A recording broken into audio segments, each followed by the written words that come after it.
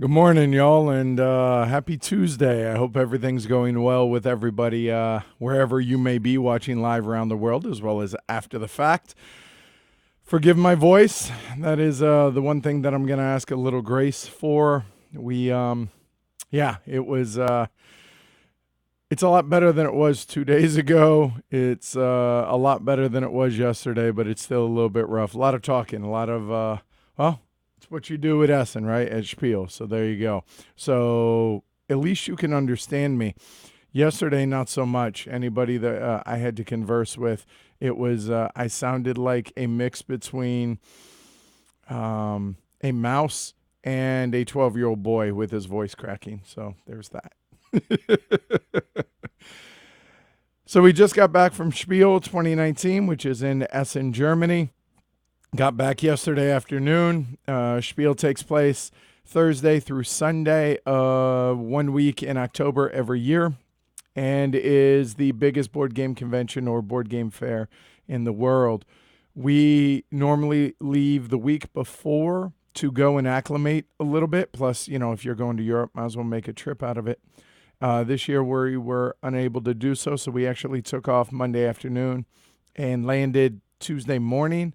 Then took 3 trains to get to from Dusseldorf Airport, about 45 minutes, 30 minutes ish or so north from there to the town of Essen, and then took the third train, the U-Bahn, to our hotel. Our hotel was a 10 to 12 minute 12 to 15 minute walk from the Messe. The Messe, which I think is German for convention center, is where Spiel is held every year, and it only gets bigger and bigger. This was my, I think, fourth Spiel. It might have been my fifth. I apologize, but it was one or the other, and it just continues to get bigger and bigger.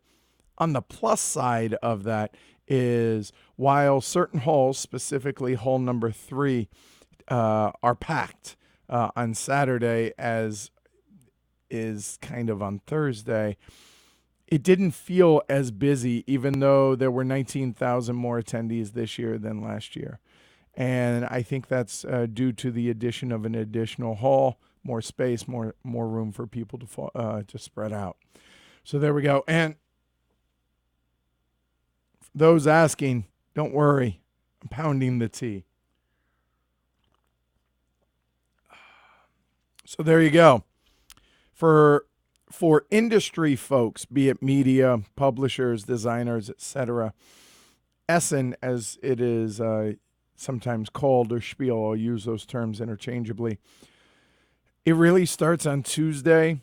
It used to be a ghost town in the Messe on Tuesday. Now some booths are completely set up on Tuesday. Others don't happen until Wednesday. But Spiel is essentially a 6-day event now, Tuesday through Sunday. And it usually starts 8:30 in the morning and goes until sometime after midnight, sometimes to the late hours of the day. For instance, Thursday, which is opening day, we'll get into the hall. We have media passes. Sometimes we also have exhibitor passes to get us in early, but we'll get in at 8:30 on Thursday. And the hall closes at 7 p.m. each day, except on Sunday when Spiel ends. It ends at 6 p.m. So you're talking 8:30 to 7 each day at the hall. And then from there, you usually meet up with somebody or go with somebody to dinner, wherever that may be. And then from there, it could be any mix of go and have drinks with folks, whether it's networking and stuff like that. There could be just hanging out and just sitting around shooting the breeze, or it could be going and playing games, because a lot of times that's the only time those of us have chance to play the games.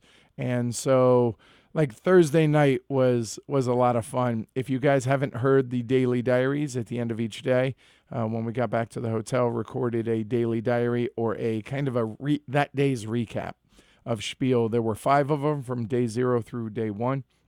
And on Thursday, I don't want to rehash what we went over in that, but it was a really fun evening after dinner, which a bunch of us, and by a bunch I mean, shoot, there must have been 15, 20 of us, went to a burger restaurant in Essen near Motel 1, which is kind of in near the square there. And it was me, Jess, Elaine, Efka from No Pun Included, Oscar, Grenalud, and Daniel, Daniel Peterson, designers, and a bunch of other folks. We all went to dinner, and then afterwards we went to Hotel 1 and just kind of chewed the fat and talked about games. You would think that after spending however long we had spent over the course of the previous days, you get tired of talking about games, but that wasn't the case. Efka was telling us about sabotage, and Elaine and I were talking about the stress involved with them running a Kickstarter and maintaining all of that throughout the year. And I was talking about the stress of the differences and trials and tribulations and positives, obviously, of running a Patreon, and how they're different but similar. And then Roostin, and I forgot, I feel like an idiot that I forget his last name, but Roostin, who none of us knew by sight, very tall Scandinavian gentleman, joined us and said, "I know you don't know who I am, but I know who you are," looking at me and Elaine. He says, "I know you both from your shows." And he was talking about the trials and tribulations of being a full-time designer. And he introduced himself. "Oh, yeah, I design nations." "Oh, okay. All right. Now we know who you are." And it was just, yeah, it was an amazing time. It was fantastic. My days were spent running around, talking to everything from viewers and listeners, call them fans or viewers and listeners of the show, patrons and non-patrons alike, meeting with publishers and designers, both from a networking standpoint as well as picking up a plethora of games, to taking meetings. Yeah, it's an amazing time. It is the most exhausting thing that we do each year. And it's now 2 days after the fact, and I can't wait till next year. It is, my feet and back kill me at the end of it, at the end of each day, but oh, it's so much fun. It is so enjoyable. It is a smorgasbord of, I'm trying not to sound like the Swedish chef when I say that.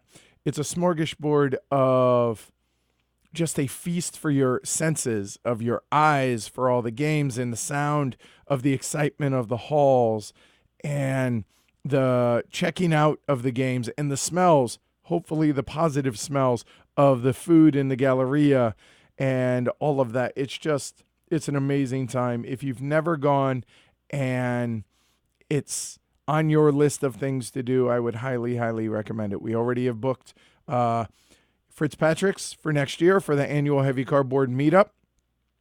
We have which is Friday night at 8 p.m. each year. We've already booked our hotel for next year. Yeah, we're all set. We're golden. Really, really excited about it. So that said, that was a long intro, I realize, but cheers.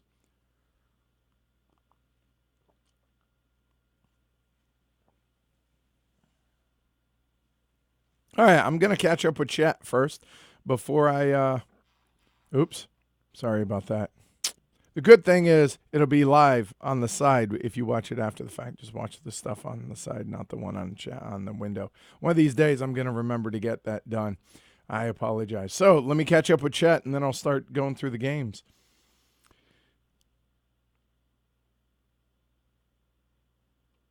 What were some of the happiest surprises from Spiel? We'll go over that here in a little bit, Chip. And the food, I'll be honest, I am terribly embarrassed to admit this, but I'm going to. So hopefully this stays a secret between y'all and me. And I'm really not happy about this. I didn't realize it until after dinner Sunday night.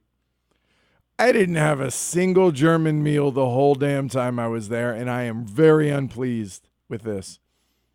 Normally, what I do is the day we get there, we go to Fitzpatrick's, which is the Irish pub where the Heavy Cardboard Meetup is, and it's packed all the time during Spiel. Normally, I go there to confirm the meetup and everything, and I have some sort of schnitzel while I'm there. We didn't do that this year. And then during the meetup, every year I have intentions to eat schnitzel that night. The with the pfeffer sauce, the pepper sauce, which is fantastic. And I would say, if we're going to call this my fourth spiel, I've only succeeded once of actually eating a meal during the meetup because I get so caught up meeting with everybody and talking and thanking everybody for coming. I forget to eat before the kitchen closes at 11. And it was like 11:15 when I realized. I went up to our server and I was like, I missed it again. She said, yep.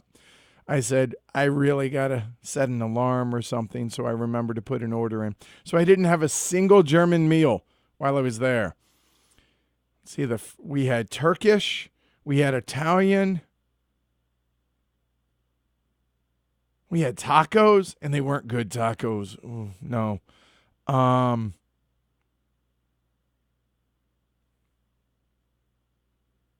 we had burgers 2 nights just because that's where people wanted to go. So, wow, that's a colossal disappointment. I didn't have my Schweinsachse, and I did not have any schnitzel. That will never happen again.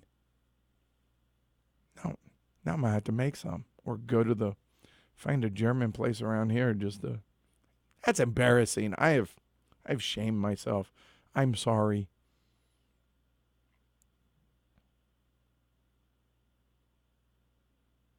Oh, I did. Niels is calling me out and reminding me. He says, I would like to hear the joke that Oda supposedly told you that I hinted at the podcast and never told. It's probably stupid after the fact, but oh shoot, what was it? I forget what game he was talking about. But so if you know Oda is Andreas Odenall, a jolly, friendly, just super nice guy, but also very German. So the stereotype is that Germans don't have a sense of humor. And Oda cracked a joke about this game, and I am a total idiot for not remembering what game it was. But he was like, oh, yeah, this game is definitely one of the best here at Spiel. The development was amazing. In fact, the developer is arguably the absolute best in the industry, this and that. And I was like, oh, cool. And he stops me afterwards when I didn't ask who it was, and he looks at me and says, Edward, you missed my joke. I was the developer. And I busted up laughing at that point, partially out of embarrassment that I missed it, and partially that I was like, that was very good deadpan, Oda. Well done. And he said it with such a matter-of-fact, straight face that so I felt bad. So sorry, Oda. He's very humble, don't get me wrong. But it was funny if you were there, so I apologize. It probably doesn't tell as well after the fact. There we go.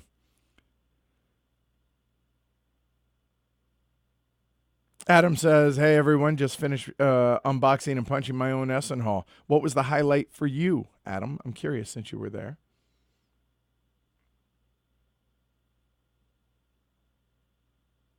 Marcin says, hello, still recovering after the trip. So am I. Got home. We actually landed. Both of our flights were like 15 minutes early. So we flew out Monday morning. Our flight was at 6:05 a.m., and I was really worried about making sure that we got there in plenty of time. So we ordered a taxi at 3:15 in the morning, Monday morning, after about an hour and a half nap, and made it to the airport. Our flight left on time. It arrived in Copenhagen about 12 minutes early. And then we had a nearly 6-hour layover in Copenhagen, but we had passes to the lounge. We flew on Scandinavian Airlines, and they had all-you-can-eat buffet. They had places to sit and relax. They had beer and wine if you wanted. I was way, way, way not interested. I was exhausted. We found a place to curl up and take a nap. Ate a couple times there. It was quiet. It was friendly. Then we jumped on our flight, which was a nearly 8-hour flight from Copenhagen straight to Boston. Arrived about 15 minutes early. So we got in about 4:15 yesterday afternoon, then hit Boston traffic in an Uber coming home, then stayed up till, 9, 10 o'clock last night, slept through the night, woke up about 6 this morning, and I've been up ever since. So my body's still adjusting. I'm still exhausted. But yeah, normally I get jet lag coming back this way and not going there. We'll see how it goes. So far, so good. Felix says, Edward, you look out of it. Thanks, Felix. I appreciate it. No, I'm just tired. Hello from India. Well, hello from Boston. Tails Teller, seems you go to Essen for loud singing. Well, funny you mentioned that. At the end of every night, there is karaoke at the Clask booth, but also after the heavy cardboard meetup at Fitzpatrick's, there is some of the most amazing karaoke in the back bar. That it is standing room only like sardines, but it is an amazing experience. I highly recommend after the heavy cardboard meetup each year to go check that out if you are so inclined. It's really a blast. I did not partake. It was just lots and lots of talking. Just when I thought I'd never have the time to watch a stream. I'm sorry, Leftover Pesto, but glad you could join us.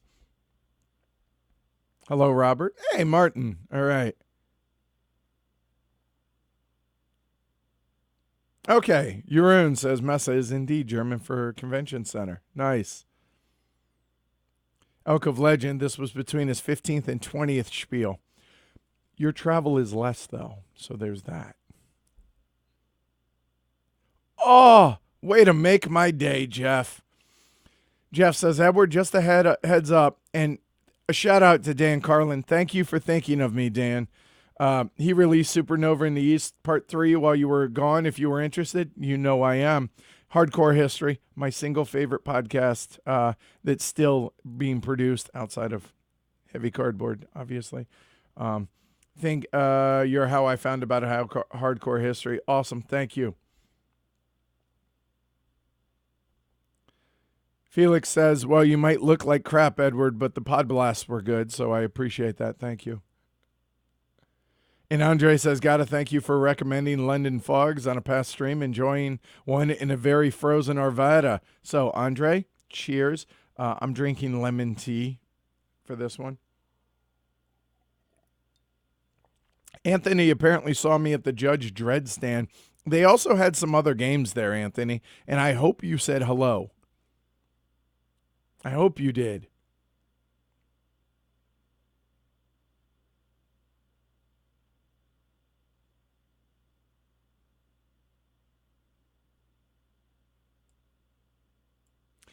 Vince, I apologize, and something I'm gonna have to I'm gonna have to say I'm sorry for to all the patrons that have ordered, or all the folks that have ordered shirts. We made a tough decision while we were packing up on Sunday, packing up all the boxes. If you saw the pictures I posted on Twitter, you saw we packed up 13 boxes. It really was only 12 because we realized, oh no, these games might not get to us for a few weeks and we need to bring some home. And so we made a very difficult decision to take all of the heavy cardboard shirts and pack those into the boxes and take games out and pack those into our luggage so we had room to bring games home, which is part of what we're going to be doing here today. So all the shirts, all the orders, those are going to have to wait until the boxes arrive in a few weeks. So I apologize, but thank you for your patience. I promise we will tackle all of that as soon as it arrives. And yes, Matt, I do know what a plethora is. Do you, Jefe? Would you say I have a plethora of piñatas? I love you people so much, just so you know that. Robert says, I hope to get the Spiel in 2021. You should do so. It's awesome. Manuel, thanks for your show. Thank you for High Frontier. The stream was incredible. I gotta admit, I'm really proud of that one. I was terrified of that, both because of the community and the importance of High Frontier, and I think we nailed that one. I'm really, really proud of that. So I'm really glad you guys are enjoying it as well. On that note, I'm going to tell you guys the two biggest compliments that I was paid by industry people during Spiel. The first one was on Wednesday. I went and saw Yoon and Bezame, who are the folks that run Ion Game Design. And in addition to that, Paul was there, who also works for Ion, a bunch of other folks, as was Phil Eklund and Matt Eklund. And both Bezame and Yoon came up to me and thanked me for the partnership and said they couldn't be happier, and they're really, really happy with our live streams of their games, which that felt great. Don't get me wrong. But what felt even better than that was Phil comes up and says, "Hey, Ed," I should be clear, Phil Eklund is the only one I allow to call me Ed without correcting him. Phil comes up and says, "Hey, Ed, I just want you to know, I think your streams have been fantastic. You've been doing a great job. Thank you very much." I was like, all right, thank you and good night at that point. That felt awesome. That really, really felt good that the designer of some of the more complex games out there would pay such a high compliment to not just myself, but everybody associated who's on the streams with us and plays these games and everything else. That meant a lot. So that was pretty awesome. And then the bookend that was on Wednesday. Then on Sunday, I went to, and I talked about this on day 4 of the Pod Blast, that I went to a booth. They were the designers and publishers of Veyen, a game, a German publisher. I didn't know if he knew who I was, and I don't want to presume. So I introduced myself, and he goes, no, I'm a big fan of the show. I was like, oh, awesome. And then he pointed to the stack of Airship City games that he had at his booth. Airship City is the game from Analog Lunchbox, which we featured on the show last year. The year before that was Lagerstätten. And he says, that's because of you. And I said, what do you mean? How so? And he said, well, I saw your live stream of Airship City, and it looked very interesting to me, and you guys were having a very good time playing it, and you seemed to enjoy it. So I thought this was a good game to introduce to the German market. So he got together with the folks at Analog Lunchbox and picked up German distribution based solely on our live stream of Airship City.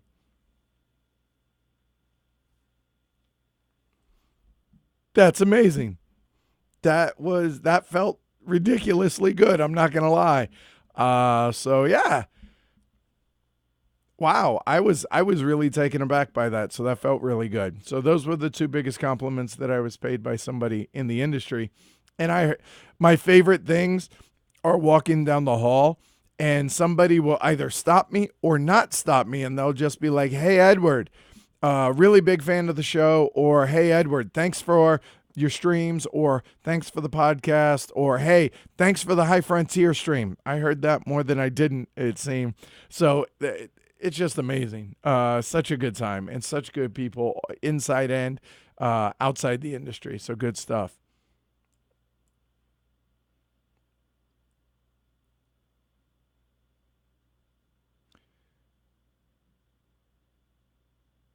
Manuel, do you plan a PAX Transhumanity stream? Yup, that'll be coming in November. It was supposed to be on the day that High Frontier was, but honestly, High Frontier took priority because they airshipped it from the factory, and we wanted to get that up before the Kickstarter started. By the way, High Frontier is on Kickstarter. If you guys haven't heard, it funded in 4 minutes. That's awesome. That's really cool. I'm really happy for those folks. And yes, the schnitzel is lovely. Oh, yes, I was unschnitzeled. So bummer. Chip says, put me on heavy cardboard staff. I'll take care of getting you fed. I appreciate it. I really do. Ooh, Vietnamese on Friday over board games. That sounds yummy. Hey, Richard.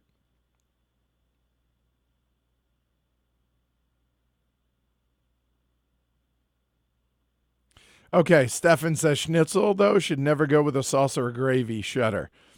Okay, I enjoy it with like a squeeze of lemon. Don't get me wrong. Just saying.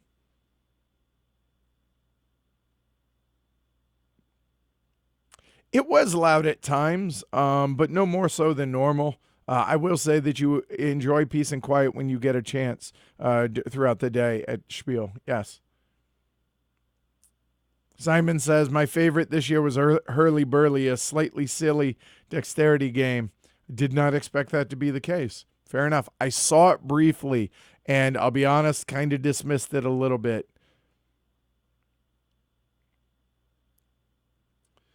MBO asks, welcome back. Thanks. Any chance What's Your Game had a demo copy of the upcoming Zangguo for Kickstarter? I didn't see it when I met up with everybody over there. And did I check out the Railroad Revolution expansion? Yes. And just so folks know, the reason nobody heard about the Railroad Revolution expansion was they are very gun shy about announcing things and then having to push them back, such as Brazil and stuff like that. And they were cutting it really close. I heard that production finished either Tuesday or Wednesday of Spiel, or like the day or two before. So they didn't know if it was going to make it in time. So they didn't want to promise it and not deliver it. And yes, I did ask about Brazil. They are still working on it and it is coming, but you're not going to hear anything about it until it's a definitive locked in stone date, because they feel terrible that they have set dates previously and have missed them, and for one reason or another. So at this point, they're just not going to announce anything until they know for sure. So there you go. There's the answer on that. Adam says Tortuga 2199 was the best demo for me. I went by the booth and introduced myself to the head of the publisher there, and he had no idea who we were. I introduced and gave an overview of everything, and so maybe he sends us a copy. We will see. Vivaldi, we got a copy of that. Brought that back, and I'm also very excited about playing Maracaibo.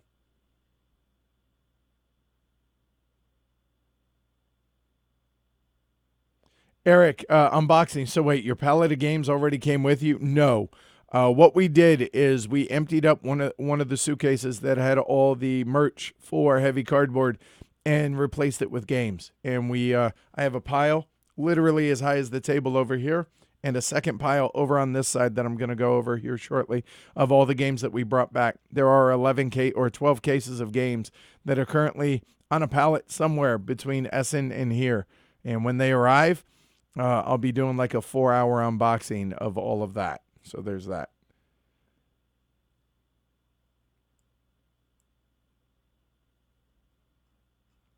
Wow, you guys are writing quicker than I can keep up. Ali says, I found it almost impossible to get anything demoed. Wasn't willing to hang around for 30 plus minutes at a time. Yeah, unfortunately, most booths won't let you schedule because, and I don't blame them, that they don't want to have people book something and then not show up. And so therefore, you have to be there at the right time to be able to, oh, there's an empty seat, sit down and do it. And honestly, I saw people demoing games that they weren't necessarily interested in just for a chance to sit down. But yeah, that's one of the downsides of having a massive convention like Spiel. It's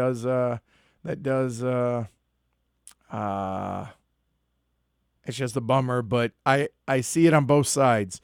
There's only so much space, and I know how expensive these booths are, and I know how difficult it can be for attendees to demo. So it's a bummer, but just a nature of the beast of the way it is. Yeah, Tony. Hi, Tony. Send our best to Helen. Says, yeah, that the crowd in the karaoke in the back room at Fitzpatrick's is a wild scene. Yes.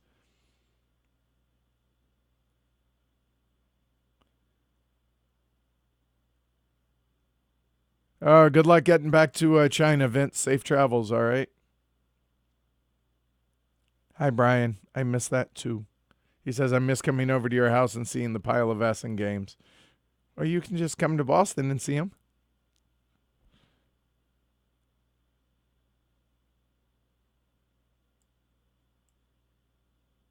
Hey, Dylan from Quality Beast. Hey, Dylan. Hey, you know what? While we're here, I was extraordinarily vague about the two prototypes that we played with you. Am I allowed to say anything? If the answer is no, everyone will understand, and I apologize for putting you on the spot here. If it needs to be kept quiet, I will do so, but if it's okay, I would love to talk about them, if at all possible, but if not, it's okay. So let me know. Yeah, I'm legitimately really excited about the games. There were two that we saw from Quality Beast that were, yeah, really cool. They're very different than Seize the Bean, but yeah, enjoyed them both tremendously. Stephanie says, smart decision about prioritizing between shirts or games, what made the trip home and what made it onto the pallet. So I appreciate it. Yeah, not too wrecked, just my voice is a bit. Yes, David, I saw your email and you have my word. You're going to get a little extra something for being so patient. I appreciate that, man. Thank you.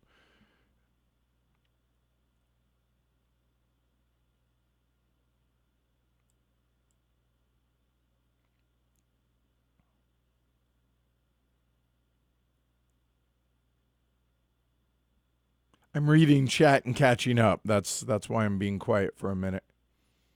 Unlikely, Alan, that we're going to make it the UK Games Expo next year.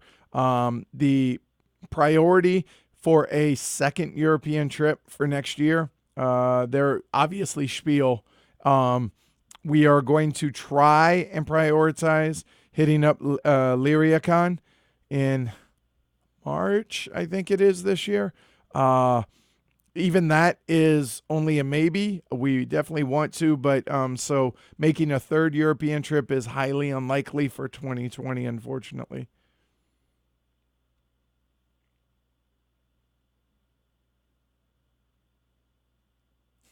Hey, Martin, it says, nice to hear the story about Airship City. Good to know you can bring that visibility to an otherwise unknown game. Next, we need a Quebec reprinted. Yeah, I hear you. We're trying.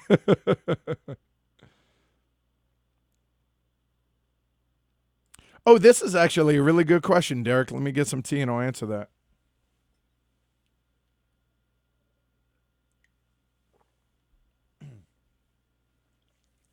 Derek asks, sorry if this has already been covered, but if you can, what percentage of the games that you picked up, either shipped or mule back from Essen, will make it to the show? And how do you go about selecting the ones that make it? Our plan, let me rephrase that. Our wish is that everyone gets some sort, no, I guarantee that everyone will get some sort of coverage, be it a brief mention on the podcast or a full review on the podcast or a live stream, full teach and playthrough on the YouTube channel here. So everyone will at least get mentioned on the podcast at a minimum. And I don't mean just, oh, we unboxed it. I mean, we gave it a try and that's that.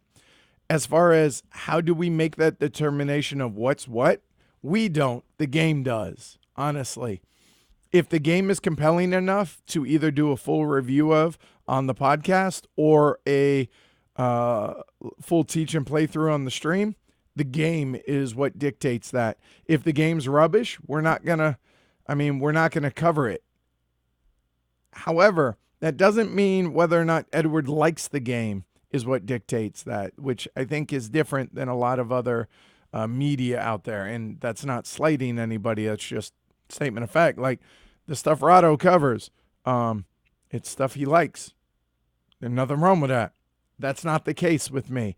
If you've listened to our reviews or watched a chunk of our live streams, it's just about whether or not the game is worthy of covering to that degree. So literally, there's no amount of anything more than the game dictating what gets covered or to what depth the games get covered, if that's fair.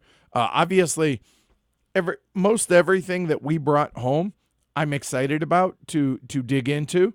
Some of this stuff might suck. It might be just terrible. We don't know yet because we don't get a chance to demo it.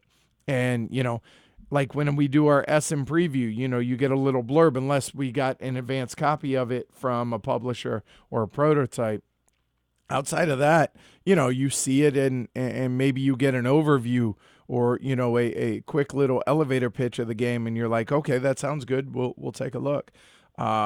But yeah, it's ultimately the game that dictates what coverage it gets. So hopefully that answers your question.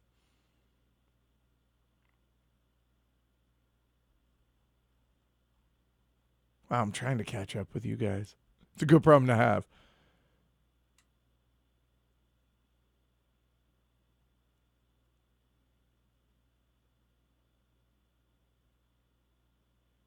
Thanks, Manuel. Take care. I realize he probably left an hour ago, but thank you. All right.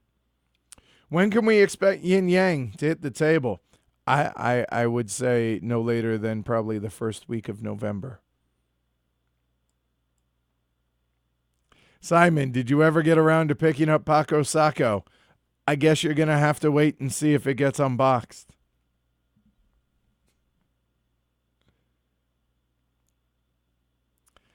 Matt, wow, see, and this is kind of weird to me a little bit here, Matt. It says for the big conventions, you should think about getting volunteers to help you out with getting like food and water and other errands.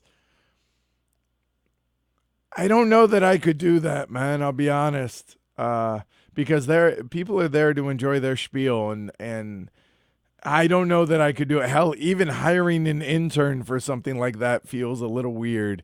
I don't know that I could do that, but I hear you though, Matt. Thank you. Oh, that's awesome, Brianna. Says we're hoping for Essen 2023 for our 10th wedding anniversary trip. We did Portugal to visit all of the sites for Vital's games last month for our 6th anniversary, so Essen is next. That's amazing. Seriously, stop and think about that. I apologize I wish you guys had been able to make it to Spiel, but that's pretty amazing. That's pretty cool. I hope the trip was fantastic for you guys. Dennis says Babylonia demo convinced me to get it. It was really good. Hey, Tony Boydell in the house. Hey, Tony. Your game may be over here in the stack.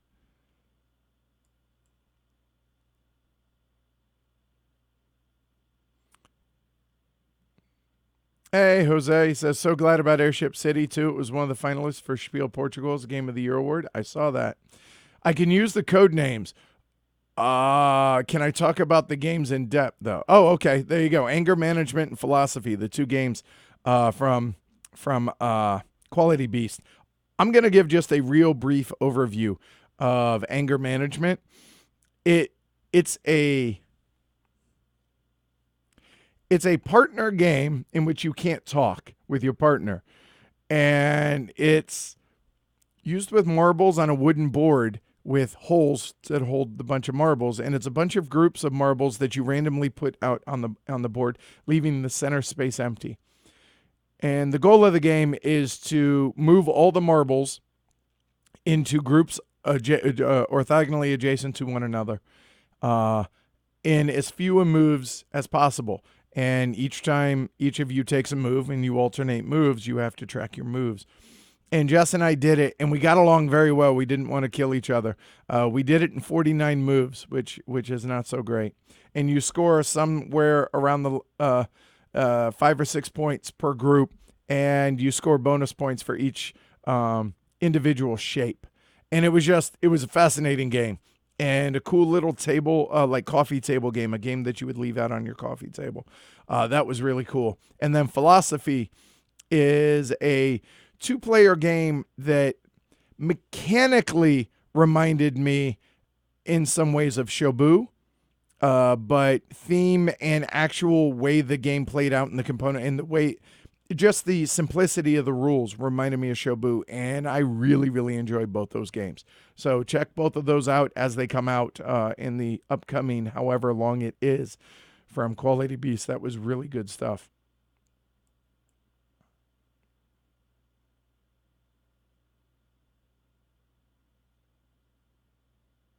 So basically, if you like abstracts, 2-player abstracts, those are 2 games to keep on your radar.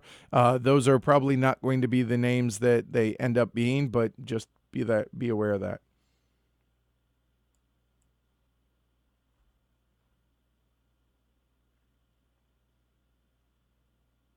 All right, Tony says any herd members going to LyriaCon, the drinks are on him. Done. What was the most recent game you streamed from Essen 2018? Curious how long it takes to get through a pallet of games. I'll be honest, we didn't. There are still plenty of games that we haven't gotten to. The transition coming to Boston right beforehand just ate up some of our time. That's not going to be necessarily the case. So we should be able to get through it a lot better this year. And I imagine it's going to take us all 12 months to get through all the stuff, because it's not going to be all Essen games all the time. It's going to be mixed in with stuff, the older games, just like what we do, as well as things that didn't come out at Essen that are coming out between now and the end of next year. So there's that.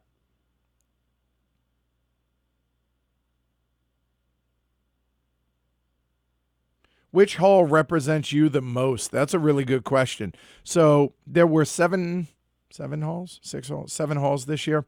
Hall 1 is kind of a mix of things. Hall 2, which is where we were with Board and Dice, Capstone Games, Spiel Works, and a host of other, obviously, a ton of other publishers were there, which was really good. Hall 3 is what I like to call the formal hall. That's where all the really big companies are, which I didn't realize this, but Haba Games is way bigger than I thought. They had a catalog that was like this thick of things that most of it's not games. I had no idea. Anyway, the big companies take up Hall 3.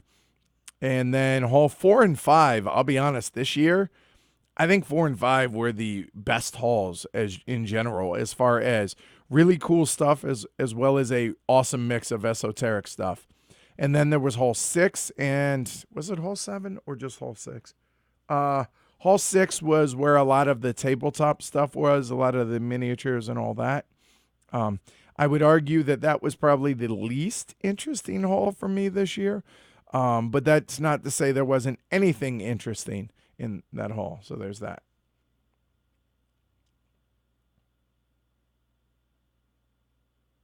That's good. Tony says Yin Yang hit my table yesterday and had plenty of fun with it. Good. Demacher, Vince had muled back.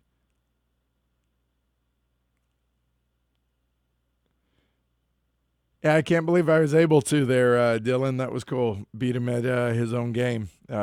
Philosophy, that was cool. All right, so here we go. I'm caught up in chat, finally. I appreciate your patience of me rambling on incessantly, so I imagine you guys want to see what we brought back, right? I imagine so. Let me drink some tea and we'll get started, shall we? Finish this cup. I have another one over there.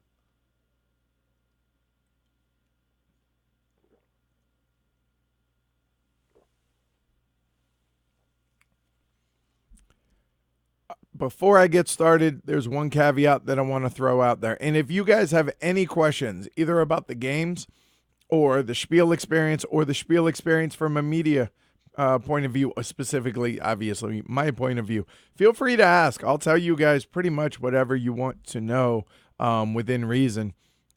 The reason my voice is like this is I'm talking so much to fans of the show as well as to publishers and designers, because I don't want to presume that anybody knows who I or the show is, who I am or who the show is. And so unless I know them personally, like obviously I know Clay, I know Uli, I know, a bunch of folks like that.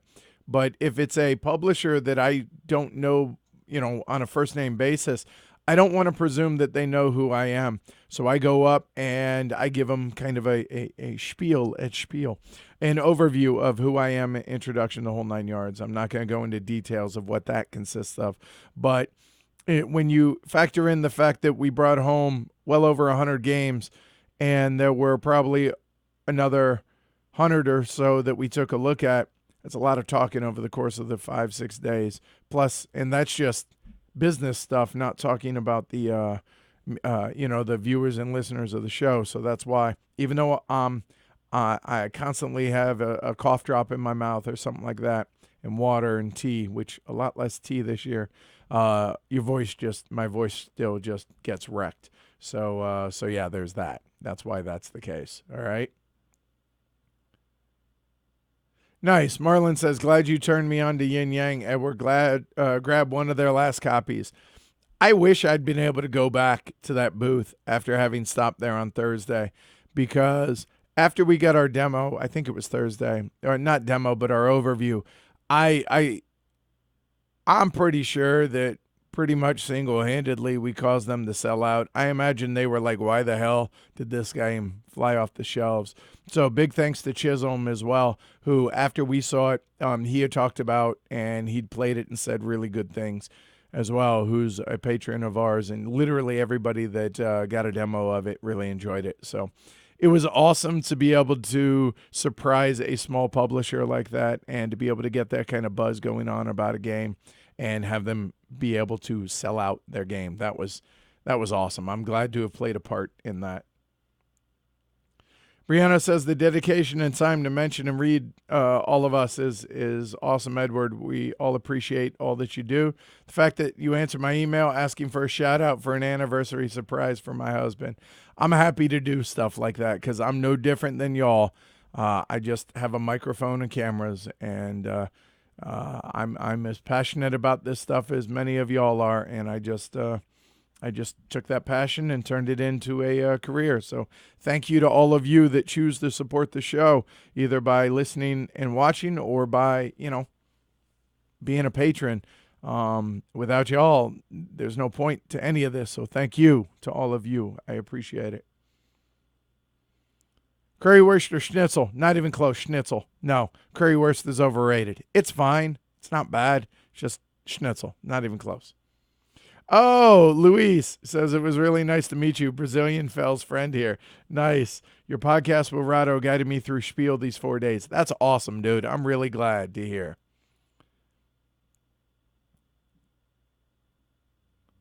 That's insane. Vince says, I watched T and Steve Cares live stream packing their games this year. I heard about that. They said the most games they brought home in a suitcase was 198 games with nothing overweight, which means 23 kilos. That's insane, but that means a lot of those games were small games. That's crazy. Oh, nice. Overboard Game says, hey, Edward, thanks to your Thrones Allegoria stream, I sat down with Spielworks with Uli for a meeting. It went really well. That's awesome, man. Really glad to hear that. So, all right, enough here. But I think that was 8 suitcases. Okay, that's different. 190. Okay, there you go. All right, so without further ado, the one caveat, long story long, is some of these games are here because of the fact that I'm really legitimately excited to play them. Some of them were, what I'm saying is, why did we hand carry the games that we hand carried as opposed to other games? Some games, it's just because, we happened to open up that box and we were like, yeah, that would be a good one. Some of it was, that's not too heavy and that's not going to take up too much room. Let's grab that one as well. Some of them, it was a priority because we're really excited about it. That said, outside of that, don't read too much into, wow, they brought that game, so it must be. Nope, not necessarily the case. There's a few of them that's the case, but there are plenty of games in those 12 cases that are on the pallet that are either being airshipped or taking a slow boat from Europe. I'm not sure which. That we're excited about. So just because it wasn't hand carried doesn't diminish. So, okay, keep that in mind with the caveat. All right, so here we go. If y'all are ready, let's go through the part 1 of the Spiel Extravaganza. All right. What is this, you might ask? That is a promo card for Alubari, designed by friend of the show, patron of the show, good friend of ours, Tony Boydell. So that's the back of it. These actually arrived, I think, on Saturday. So big thanks to Tony Boydell and everybody over at Studio H for this. There we go. That's pretty cool. That's Davis. Thematically appropriate. The mechanics of it fit, and it requires your third worker in Alubari and all that. So that was awesome. I mean, come on. How am I not going to start with that? My only thing that I wish, the only thing is if it said heavy cardboard somewhere on there. But at least Davis is on there. So not complaining. Yeah, that was just awesome. So thank you to everybody over Tony, everybody at Surprise Stair Games, as well as Studio H, and I think, I'm not sure if Rainer had a hand in this one as well, but yeah, big thank you to Tony and folks. So that was awesome. So there we go. All right. So that's what we're going to start off with is that promo. And yes, we have some. We're still figuring out how we're going to distribute them, but there's that. All right, so here's how we're going to do this today. We are going to do this via size. That's it. I figure that's the easiest way to do it and kind of innocuous, all right? So I'm sorry, folks. It was after the meetup, so here we go. Originally from Button Shy Games, I think this was. When we went by the Quinted Games booth, we know Paul and Arno over there. I've heard good things about this. It's a little tiny little card game here. Yeah, so there you go. So small little, you can see it's a little bit bigger than a box of cards. So circle the wagons. That was kind of a throw-in. Paul was, here, take this. Give it a try. Okay, I've heard good things about it. While also there, he also handed us Sprawlopolis. I don't know a damn thing about Sprawlopolis. So there we go.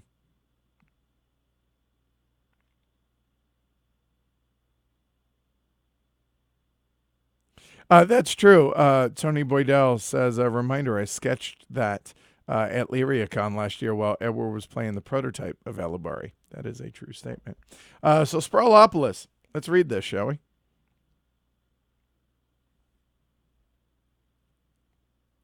Jackhammers, chattering, trucks beeping, engines roaring, the sounds of construction are everywhere. Sprawlopolis is growing, and you are in charge of it all. The last team of planners couldn't cut it, so the city turned to your team, the best of the best. If anyone can turn this tiny town into a thriving a civic center, it's you. All right, Sprawlopolis. We'll find out about it later. So there we go. And we're going to move these. I'm going to have to keep something out here. I forgot about that because I have the autofocus on because I'm going to be zooming in and out. Oh, thanks, Richard. Appreciate it. Oh, Sprawlopolis is great. Awesome.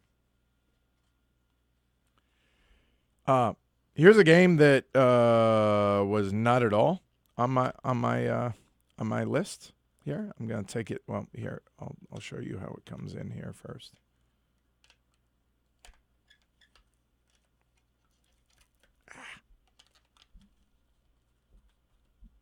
There we go. All right, next up. Similo? History, I think is how you say that. Actually did get like an overview of this one. So this thing kind of, I'm just keeping that so it doesn't focus.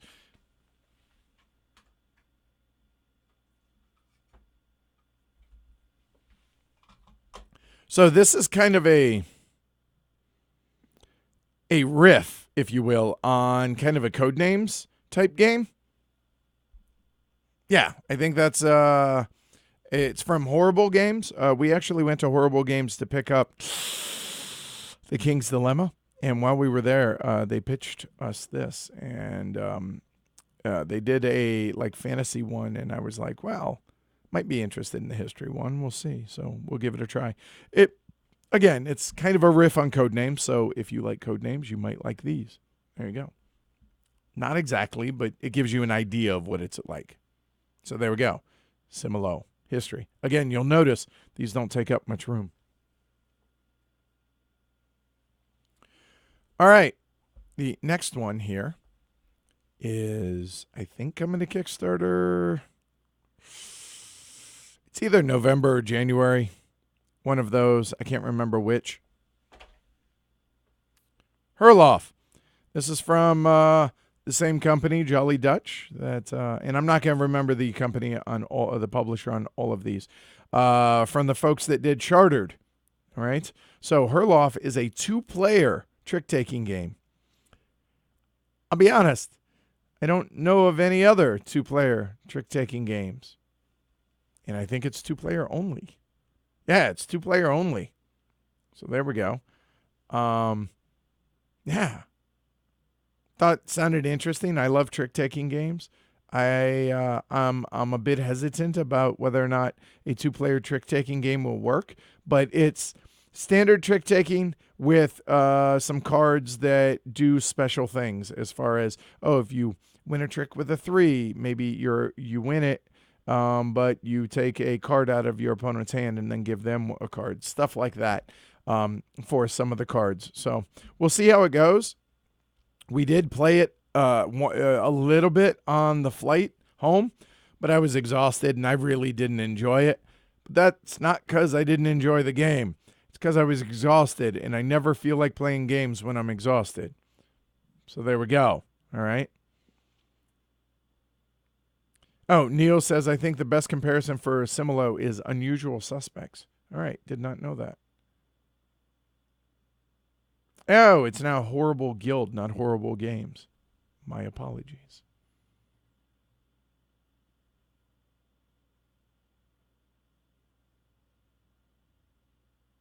Catching up on chat.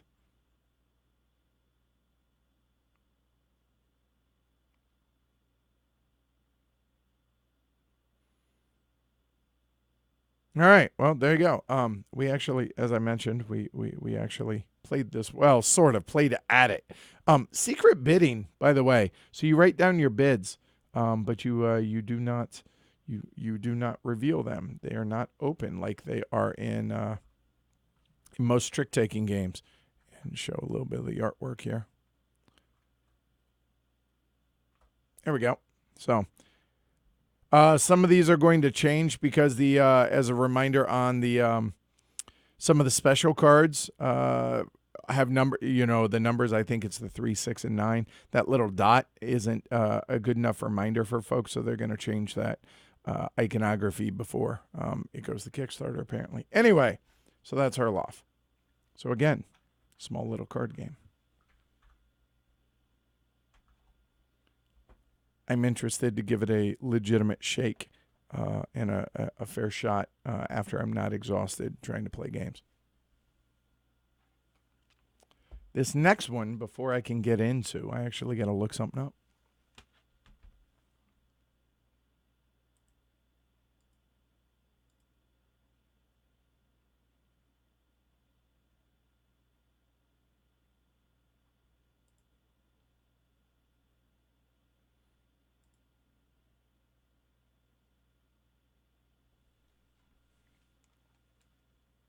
All right, here we go. Next one. This would fall under the, wow, that's esoteric and not at all mainstream. It's called Fish Farewell Forever. I know the designer who Miyazawa is his pen name. We stopped by because we'd actually heard very good things about this. He had another sheep game. These are solo games, as you can see here. One player solo only. And unfortunately, I heard that I haven't heard anything bad about this one, but I heard the sheep game after the fact was fantastic. And unfortunately, we didn't get that one. We got this one. So I'm hoping I'm going to stream this sooner rather than later as a solo game. And then if that goes well, reach out to the designer and publisher and see if they can get us a copy of the sheep game and see if we can stream that one. So there you go.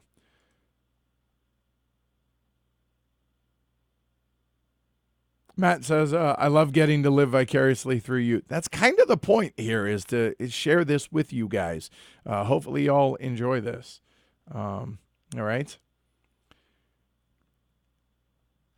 So all of this said, if there's any, now, most of these are unopened, obviously, because we just picked them up and threw them in our luggage. But if there's anything that you guys want me to open up and dig into, I have no problems doing so. So let me know. Okay? All right. So this is Fish Farewell Forever.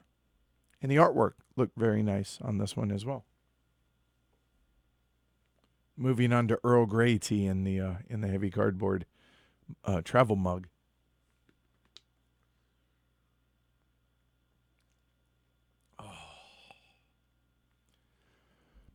There's something when you have it's not really a sore throat, just a rough throat. Man, warm liquid on it. Man, that feels good. Oof.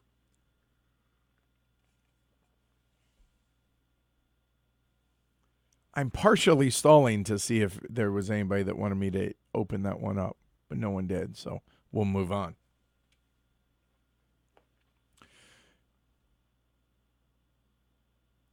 Dylan says, please open Cooper Island when you get to it.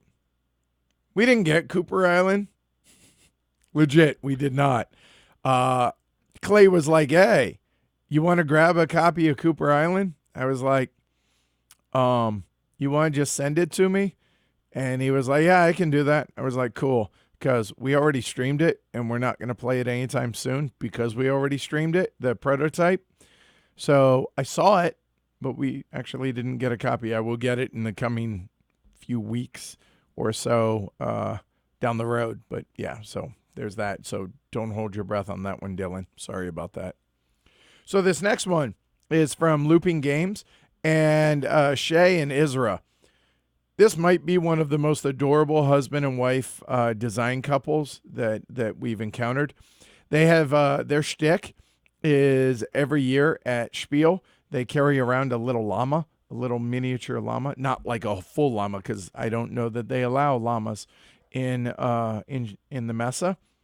I don't know that they don't, for what it's worth, but I don't know that they do. Plus, you'd have to feed it and clean it. Anyway, they carry a little llama, and for the last couple of years, they get people within the industry to take pictures with them, and so we posed for pictures with the llama this year again. So that was cool. There you go. Yeah, I know, Cardboard Clash. So yeah, enjoy. Happy to do so. Anyway, enough about that. Here we go. This is we got both of the games from Looping Games this year. We got 1942 USS Yorktown, which is a co-op. They know me, and they're like, I don't know.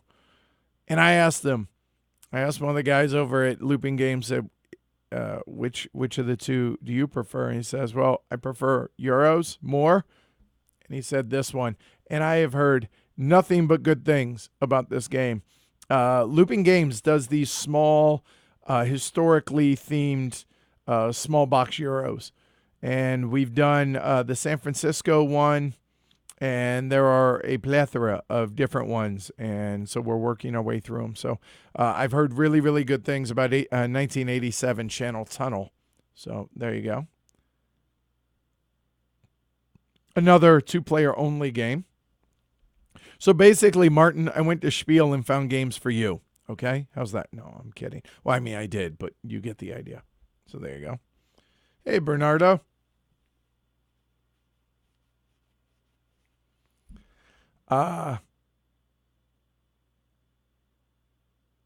Matthias says, does not hurt to have it now. Just make sure, Edward, to get the promos for Cooper Island from Clay. I will do so. For those that don't know, it's spelled Matthias Nagy, but it's Matthias Naj. He's the head of Frosted Games. Rick Holt, Cooper Island, and a plethora of other games. Oh, Watergate. I think Watergate.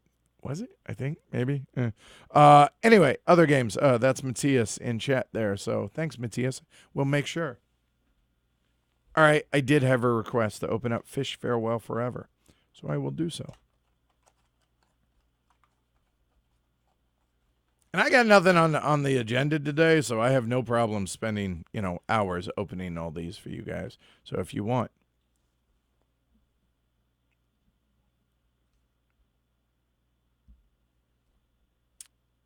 Wow.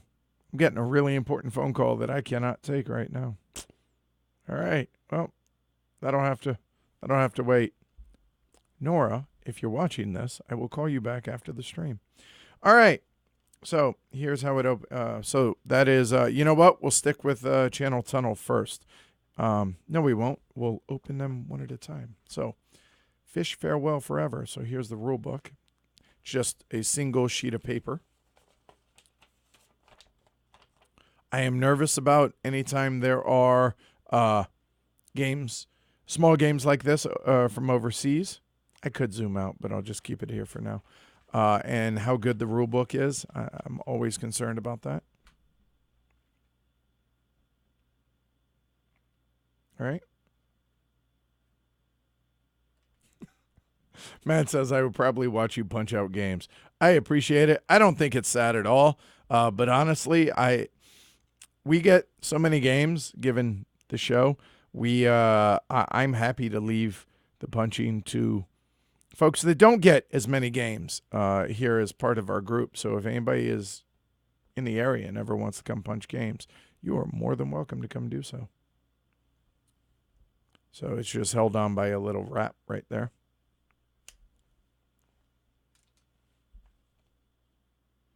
I'm glad that these are in, that looks like Japanese. Looks like Japanese, as well as English. So I'll just show some of, so you can see it's English down at the bottom. Here, we'll just do it this way.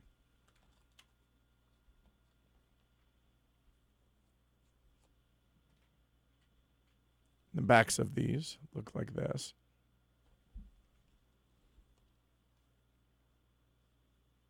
Yeah, thanks, Tony. Yeah, if you guys are liking this, don't forget to like and subscribe down below. We are getting dangerously close to 800 patrons, which you can see behind me. When we do, we get a really nice new PTZ camera, which is going to enhance all of the live streams. So if it's something worth supporting, you guys enjoy the work we're doing here at Heavy Cardboard, head over to pledgehc.com and help us hit 800. How awesome would it be to hit 800 before the end of the month? I want that problem to have to, I got to go buy a couple $1,000 PTZ camera. That'd be an awesome problem to have. Please help us do that, please.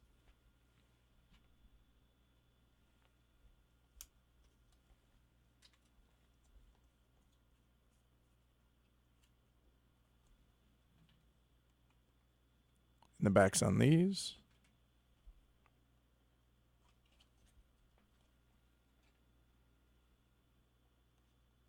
Karma. I was going to bust out Karma Chameleon, but I can't sing. A, and B, I really can't sing when my voice is wrecked. So there's that. So there you go. That is Fish, Farewell, Forever.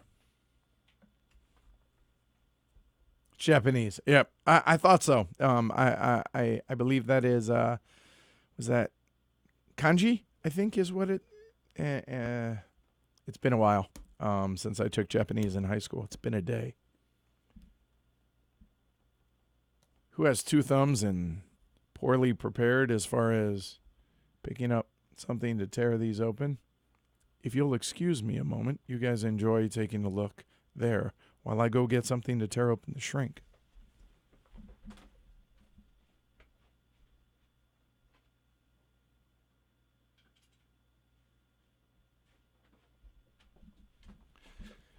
All right.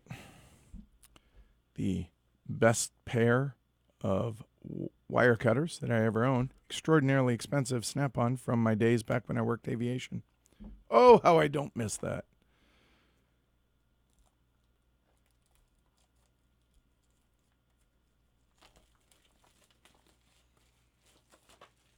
I will say this. The one thing that I do ask that really, if you don't want to support the show in other ways, one way you definitely can is when you contact publishers and order their game or whatever, let them know where you heard about it. If you heard about it here on the show, that would go a very, very long way for helping the show. So thank you for that. All right, so we'll zoom out a little bit for this next one. So Channel Tunnel 1987. I'm not going to talk because the mic's over here.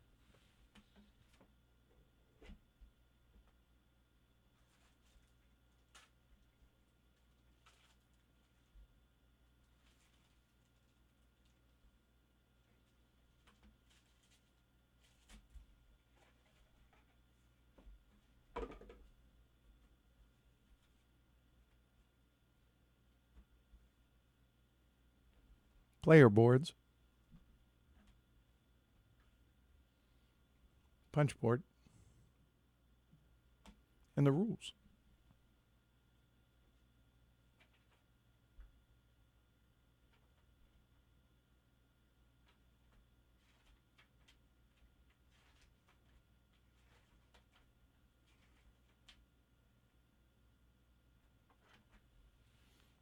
All right, if they have a quick open on the cards, I will open them. Otherwise, I am not going to fight too much with packs of cards because I struggle mightily with these.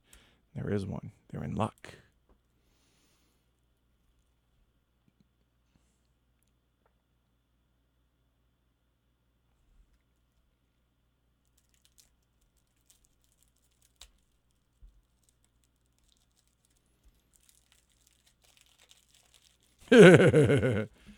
Funny, Martin. All right, here we go. Let's see the cards.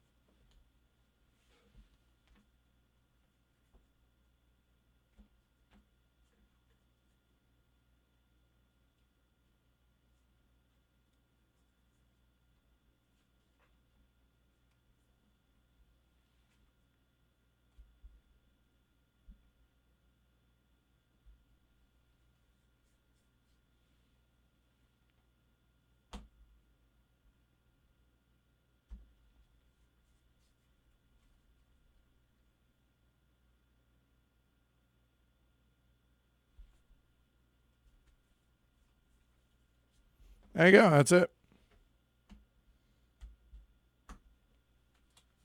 All right. Cool. So that's 1987 Channel Tunnel. Looping games. So the other thing I got to remember is to put everything back together. So I'm probably not going to do this for every game.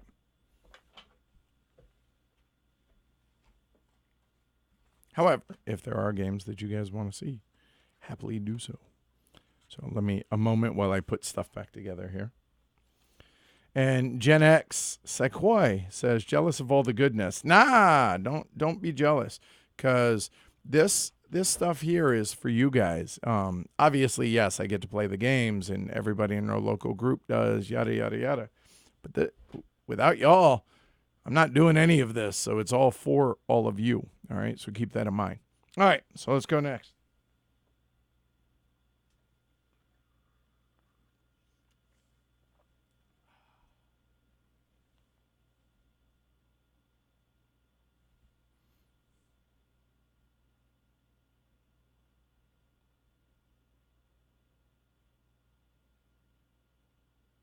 It was an in-class Japanese teacher, Mason. All right, here we go. Next up, I really enjoyed the big game that this was based upon, and that is Brussels 1893. So this one here, Brussels 1897, which is the card game version of Brussels 1893, or inspired by, if you will. It came with a little promo.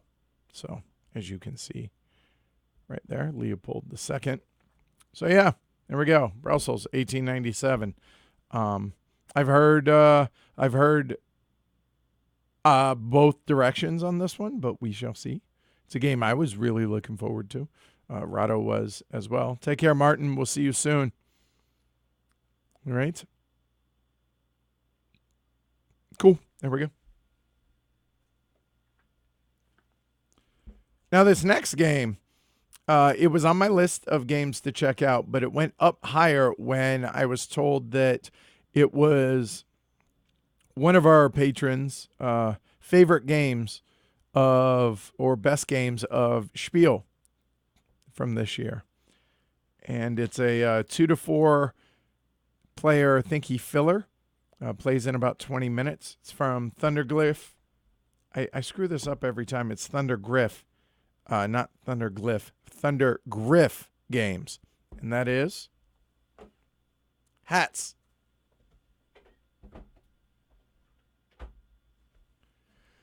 I really like the small thinky fillers that they're doing. They also did Tao Long, which I believe it was Michael Brandt and I streamed that back when I was in Denver.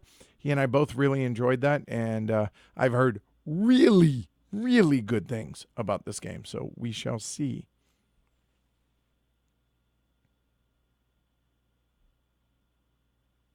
So there you go, hats. Yeah, let's go ahead and read a little bit. I'm not going to read it out loud, but you guys can. You can take a look here. Okay, I'll read the beginning. You have an invitation at 5 p.m. at the Mad Hatter's Garden. The table is ready. The cookies taste like buttery heaven, and the tea is strong and spicy. I'm in. Let's do this. More sugar. He interrupts you. Sugar, cookies, and millions of hats fly everywhere. Tea spills all over the tablecloth as he proceeds with a huge smile on his face. It's time to play a game.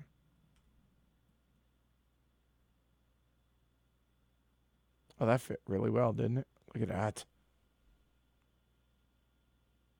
Oh, well done, Matt. Off the top of my head, hats looks good. All right.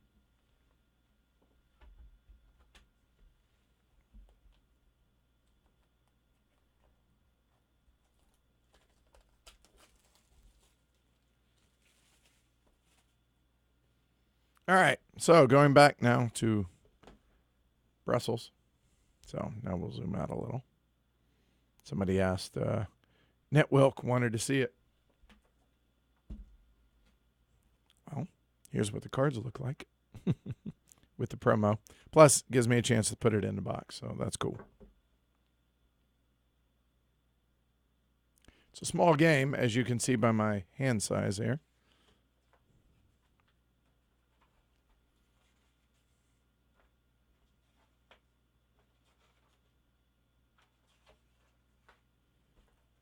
Pretty good size rule book, given the, the box size, if you will. Oh, that's pretty cool.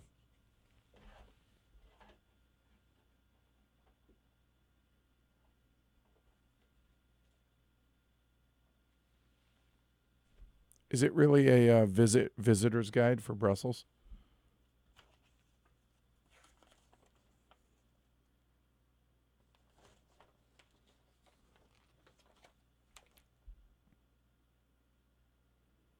It legitimately is.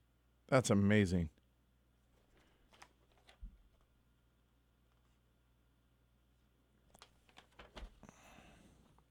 It is not in English, but wow.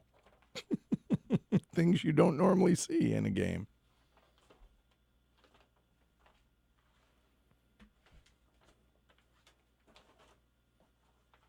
Visit Brussels, y'all. Wow, there you go. All right.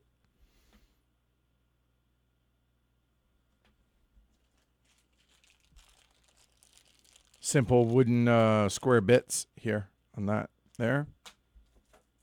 And then the cards. Let's see.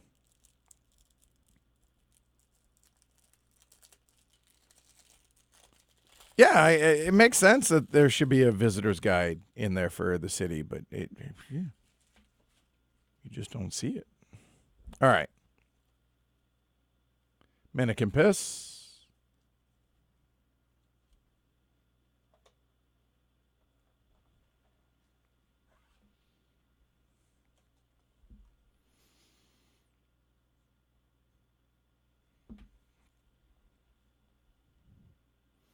The artwork is definitely resembles the time period, doesn't it?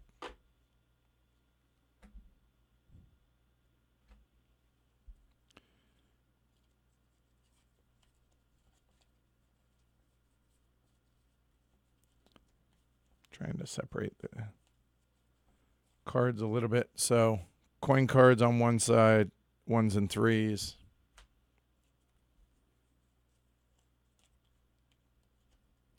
I'm guessing these are resource cards. Again, just going off of my knowledge of Brussels 1893. Then the works of art cards. So the backs of those right there.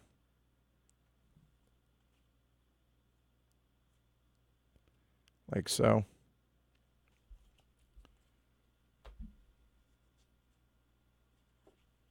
Key cards. Oh, these are going to be the buildings here.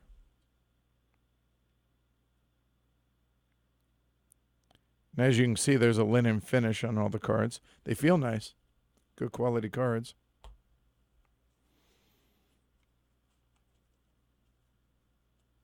And then the characters in the game. There.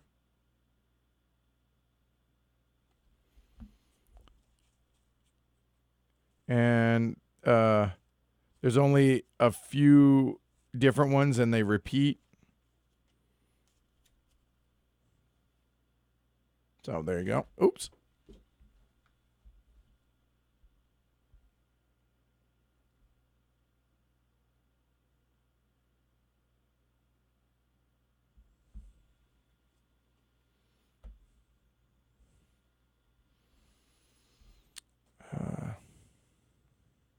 Point cards in all the colors, and that's it, really. So there you go. All right. Brussels, 1897, the card game version of, I believe, Brussels, 1893. Looks great. I want. Hey, Brian. Thanks. Appreciate it.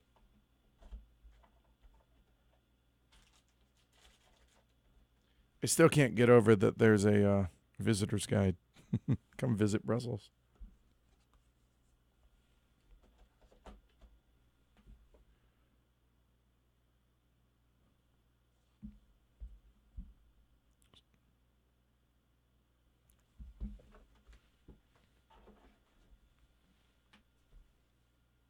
All right. Hey, D. Good. Glad folks are enjoying. Wow, that was really loud and shrill. I apologize for that. Okay, cool. All right, I'm going to open hats because I want to see what it looks like.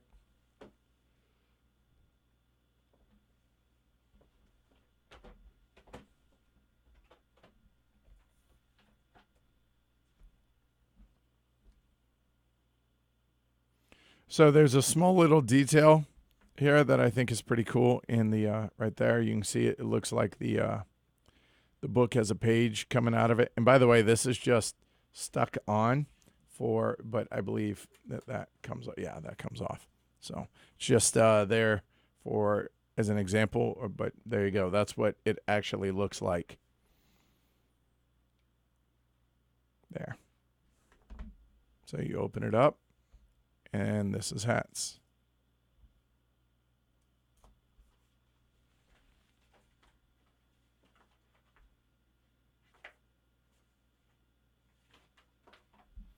Short little 3.5-page rulebook.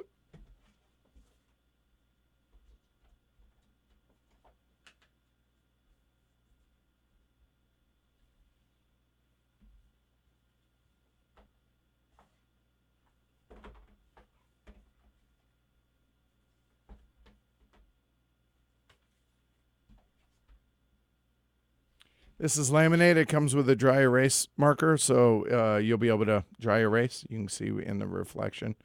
There you go. All right. That's awesome. You guys seeing this okay? That's a cookie. Looks to be plastic, but that's amazing. Wow. Well done there.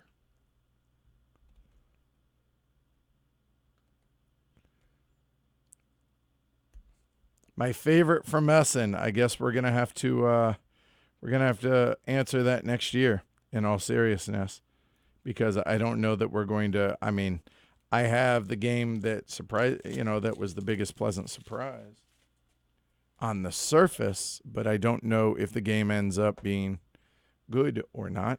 Although I have a good suspicion it will be, but don't know what. I haven't played them all, so we don't know.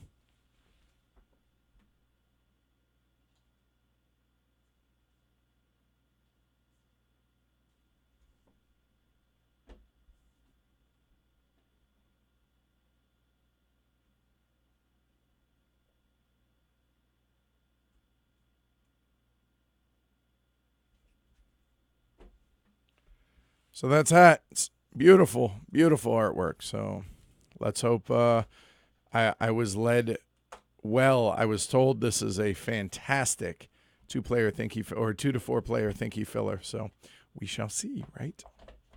Oh, nice. It's got a little thing right there that the board sits in so it can't move. That's nice.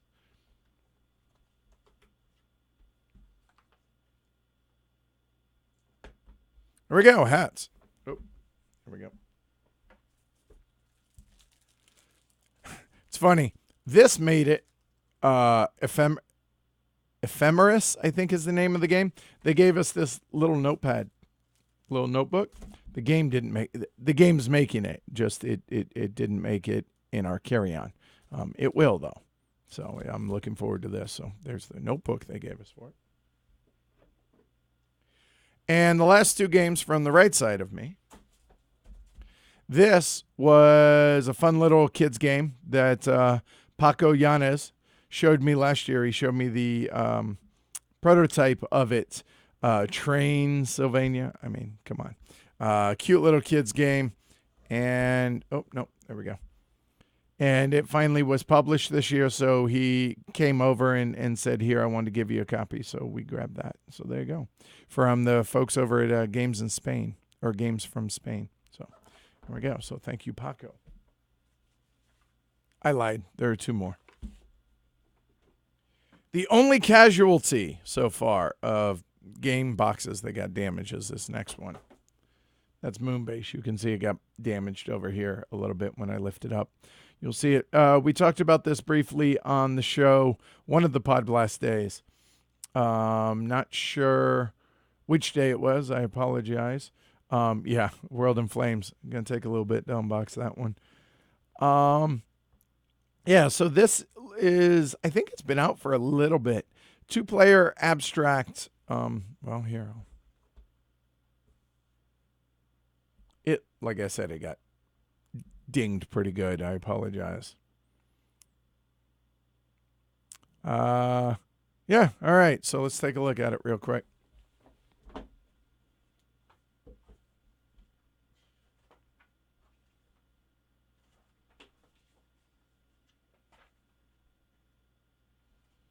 This is from the same company that did Tokyo Highway. You know, the little tweezers with the cars and popsicle sticks game, right?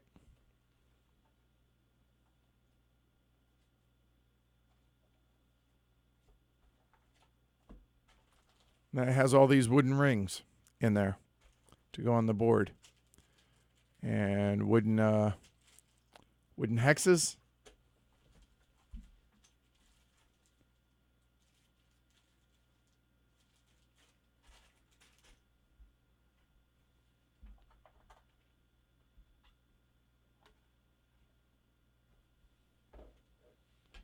And the moon board. So there we go. All right. So that's Moonbase. Another 2-player thinky abstract that looked really interesting to me that I wanted to pick up while we were there. So we did. So here we go.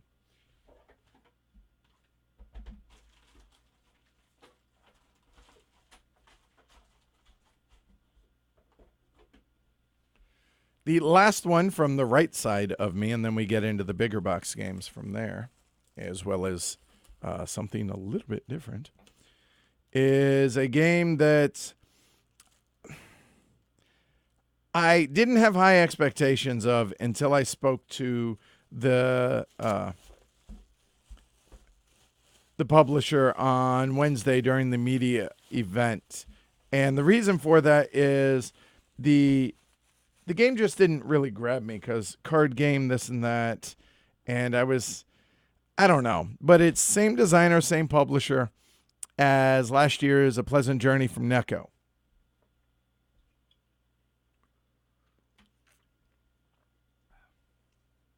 That designer's name is City Low.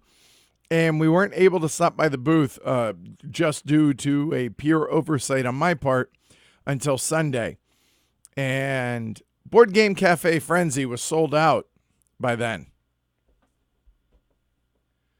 I went over to the booth and City Low wasn't there. And I was like, oh no. And I was trying to explain who I was to the helpers at the at the booth, and about that time, City walked out. I was like, Edward. I was like, oh, hey, City. Hello. I said, I apologize. We're just now making it over. He says, don't worry. I saved you a copy. It is literally my very last copy. He went into his backpack, and he pulled out the copy that he had saved for me. So a big, big thank you to City Low over at the Wood Games.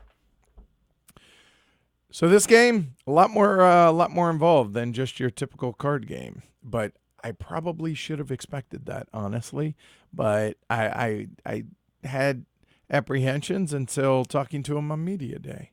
So I'm not going to open those up, but just to show you guys there.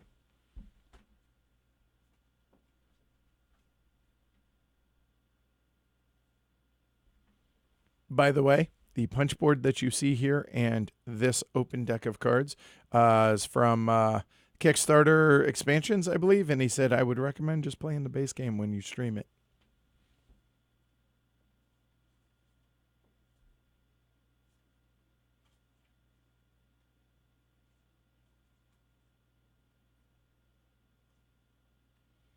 I love that he has publishers here, actual real life publishers on these. I don't know if you're familiar with it, but all of these are legit companies like Quality Beast. So hi, Dylan, again.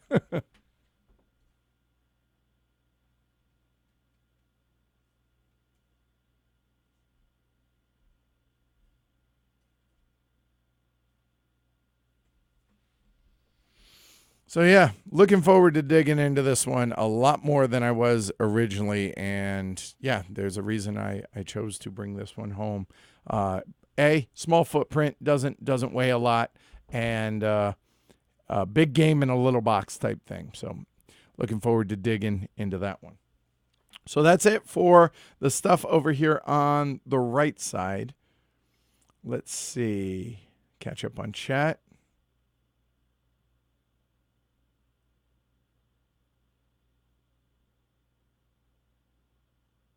Noted. All right. So this next one's going to require a bit of a preface. So I always try and do something. I'm constantly trying to think of things that are different and some things for the channel that might be off the beaten path. And this next thing is exactly that. It's not a game. It's arguably a puzzle. But when we were walking through Hall 5, we came across a booth, and my jaw hit the ground when I saw it. It was a booth of wooden, like think Meeple Realty, the Broken Token type insert wood type things. And they had, and a lot of them had some sort of engines that would run, be it trains, planes, yes, automobiles. And scale models that you put together. And I was really interested in one of the train ones, but they're not cheap. Don't get me wrong. I think they're worth it, but the trains were 70 euros, I think, for the locomotives and the and like a Pullman car behind it. And they're pretty big size. They were,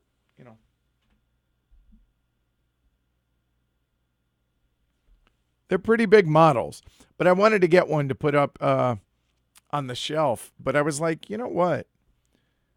I wonder if folks here would enjoy watching a stream of that. Well, other than Matt. I know Matt would, for sure. And so I talked to the guys at the booth, and he took me to their other booth, and I talked to a guy there who then talked to his boss, and he thought that would be a pretty cool idea. So said, I'll tell you what, why don't you guys start with the board game adjacent things and then go from there. And so I was like, you know what? That's a good idea. Let's do that. So we picked up this card holder as well as the dice tower that they had. And this card holder is pretty ridiculous.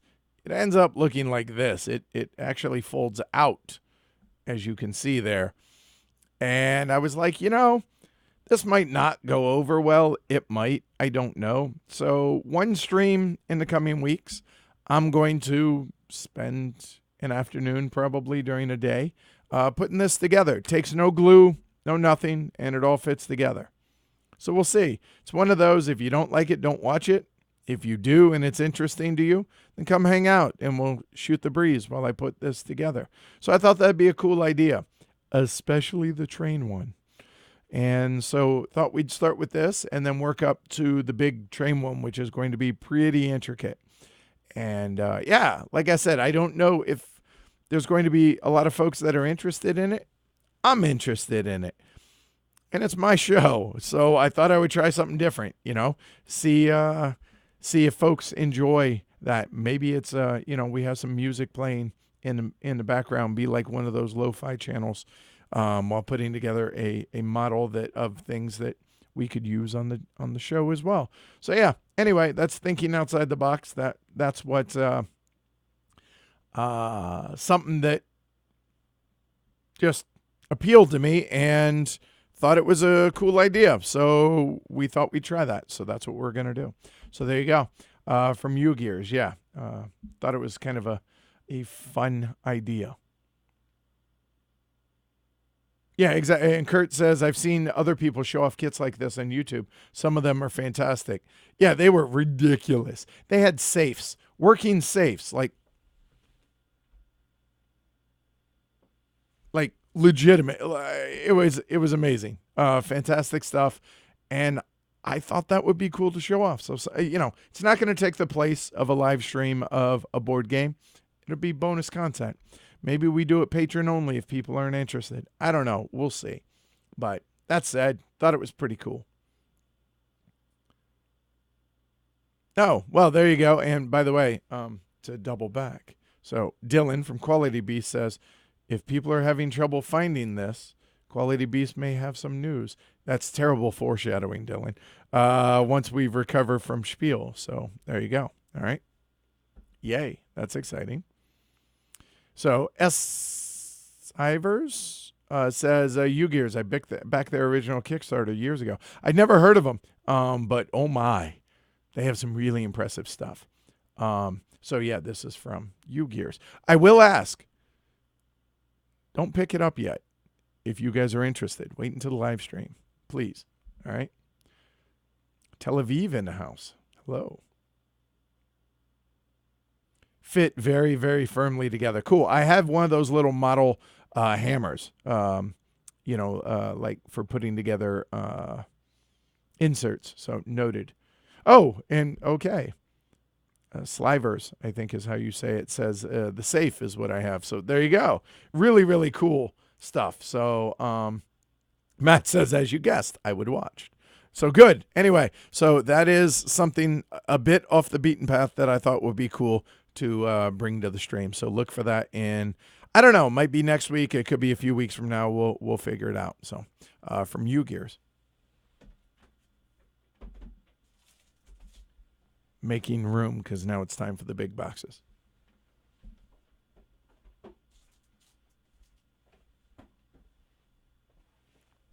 All right. Here we go. And again, these are strictly done by size. There's no priority to any of it. I got 4 words for you. Uwe Rosenberg, Nova Luna. See that? That was in Board Game Cafe Frenzy as well. Just saying. I know nothing about this game. I know Uwe Rosenberg. Has he disappointed me since 2013? Yes. Does that mean I'm not interested and we'll check out the game? No. I'm absolutely going to check it out. You now know what I know about the game. Okay? Christopher says, will the live stream be soon enough we could order for a Christmas gift? It will be now, Christopher, because that's a damn good point. You know what? Screw it. Maybe I just say we stream it next week, maybe, the U-Gears, the card holder. There. That way it'd be the first week in November. It gives you like 6 weeks ahead of Christmas. Plus, be time for Secret Elephant stuff. There you go. All right, Nova Luna. Literally, I know nothing about the game. Right, wrong, or otherwise. So,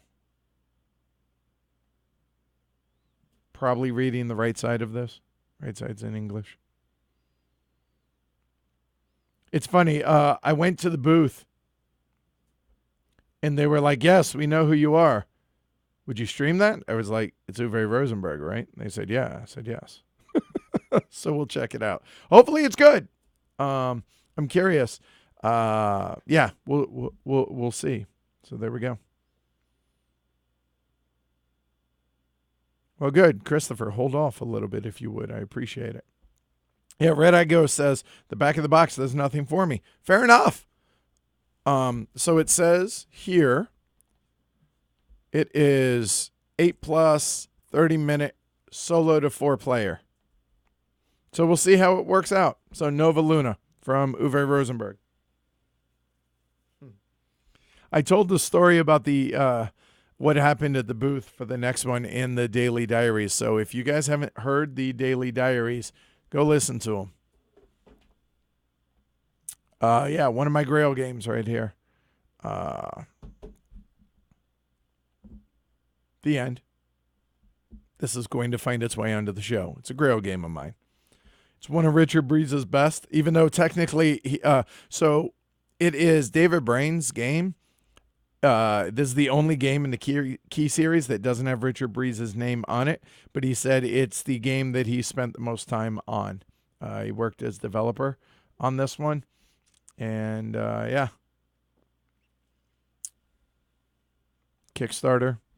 I played a very small part in being able to get this reprinted. Cannot wait. Really big fan of this. Was it the end-all be-all game? No, but it was a Grail game of mine. It's a really good game. I really enjoyed playing the original edition. And it was $200, and I wasn't willing to pay that. So thank you to Richard Breeze and everybody else who helped make the reprint happen. Yay, Key Market. So, yeah, this was going to make the hand-carried trip for sure. So I can't lift these up. I can do it up behind the back. You guys can't really see. There we go. All right. Yeah, I'm gonna have to wait to do that. Trying to add to the suspense a little. This next game from So Games and Taiwan Board Game Design Group apparently sold out Friday, Saturday. I'm not sure which that is. One of my most anticipated games of the year, or of Spiel, Formosa Tea. So thanks to Smooks over at Taiwan Board Game Design, we stopped by his booth on Wednesday, and he was like, "Okay, what games do you want?" We've known Smooks. He's a super, super nice guy. Runs the Taiwan Board Game Design Group there, and yeah, so Formosa Tea also. Tasty Minstrel. I did not realize the Tasty Minstrel part. So 40 to 60 minute, 2 to 4 player game. Relatively straightforward, I think, worker placement game that I've heard really good things about. So there's that. So here, so you guys can read a little bit of it there. Oh, Tony says it was sold out by Friday morning. So I thought this would be a popular one, honestly, and I thought this would be a good one to show off. So plus it was, I think, my number 2. So felt like that should be there. So it looks really good to me. Short playtime, that's all right. We're not going to do it as an afternoon lunchtime. We'll do it as a main course game, even though it's on the shorter end of things, because I don't see this as a thinky filler, regardless of the playtime. So, yeah. So, Formosa Tea, all right? So that's where we're at there. This next game is the big game released from Quina Games this year, and I still don't know a lot of things about it other than the playtime can be upwards of 3 hours, I was told. It says it's 2 hours on the box, but I've heard until your experience with the game, it's 2 to 3 hours. And I've heard nothing but positives about this, which has me really, really excited. Quina does a really good job with their box covers, don't they? Terramara.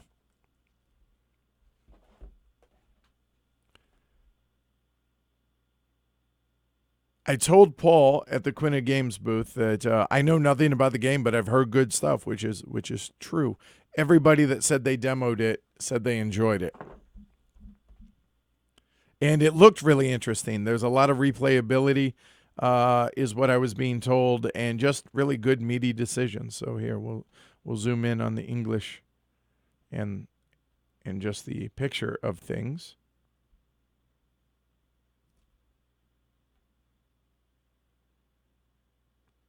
That's probably the release date on November 15th, 2019, but that's pretty cool. Maybe it's a game from the future. Woo.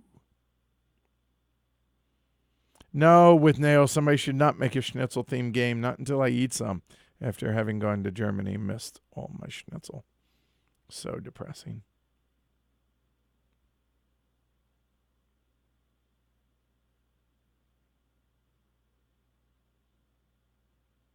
Oh.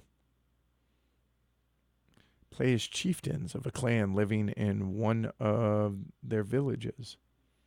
Develop your clan, exploring faraway lands, trading with other villages, visiting outposts. To win, you'll have to become skilled in battle and discover new technologies that will let you create new and useful artifacts. Player who builds the best clan gain the most victory points. Become the leader of all of Terramar. All right. Well, let's hope. Like I said, though, I've heard really good things. But there you go.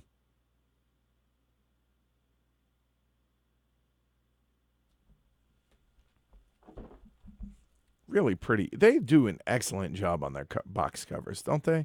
They're really a good job. Enjoy that while I drink some tea.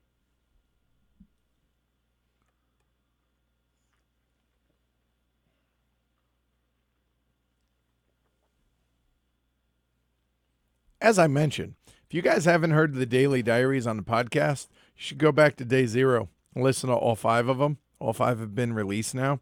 This next one, we talked about how the demoer did an amazing job of selling us in 3 minutes. And we walked up to the booth. It was on the to-do list, or to check out list. And I'll be honest, it really didn't interest me terribly much. Just from a little blurb that I had checked out on BGG. But the demoer did an amazing job of selling us on the game. So here you go. And physically, that is a heavy game. There is a lot. It's chunky. Warp Gate.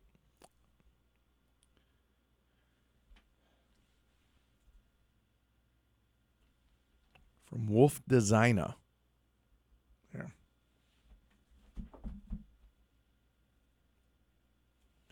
So it was told us, said, "Are you familiar with TI4?" I was like, "Yeah."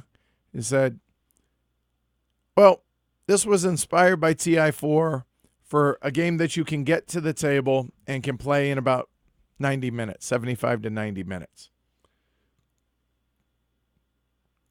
And he said, "Well, a lot of games say that. So here, let me tell you why." And he ran us through the gist of the game. And let me start off with, it scales really well, it seems like, because these board pieces here actually come out to, depending on the player count. So it looked like it scaled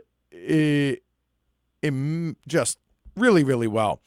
And on the player boards themselves, they have multipliers on how many times you'll be able to take action. So you're going to have a hand of cards, build ships, move ships, stuff like that.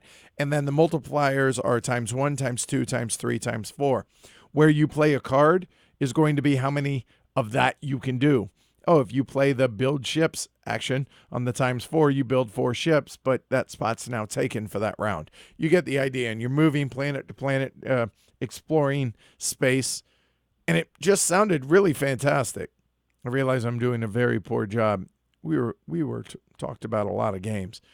That said, at the time we were like, well done. Went and saw the designers and the guys who run the publisher there.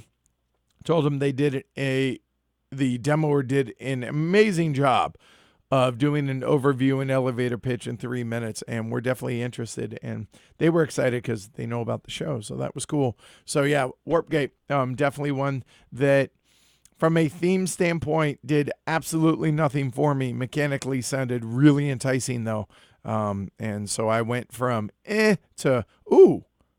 I'm really excited about that one. So there you go, Warpgate.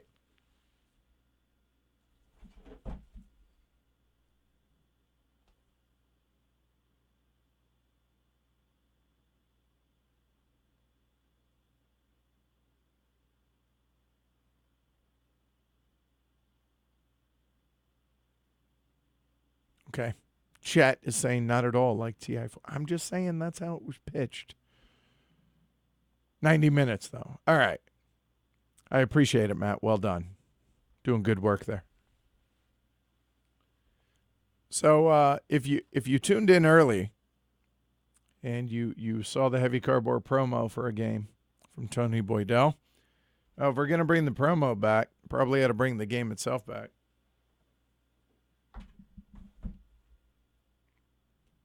I mean, you knew it was making the trip with us, right? I mean, it's terrible foreshadowing, but obviously. Yeah, Alibari, a nice cup of tea. A, it's about tea. And B, Tony Boydell. And C, it's a evolution of the Snowdonia system. I originally played this game at LyriaCon 2 years ago and was quite smitten with it. And I thought this was a fantastic design.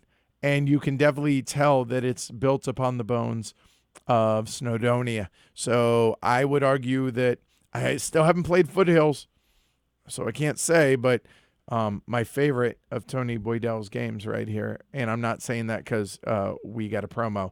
I said that last year when we played the prototype of it, and it was super, super close to being finished. Yeah, super stoked to actually play the published version, finally, of Alibari. Yes, with Nao, you may be seeing that in the pallet soon. Oh, that's sad. Tony says it's the only game in his luggage that got damaged. But yeah, Alibari, Snowdonia 2.0 is kind of a way to think of it, and really enjoyed our play of the prototype. Now excited to actually show it off, and this is going to be streamed very, very, very soon. Very soon. The next one I was interested in because of the main mechanism in the game as well as the artwork.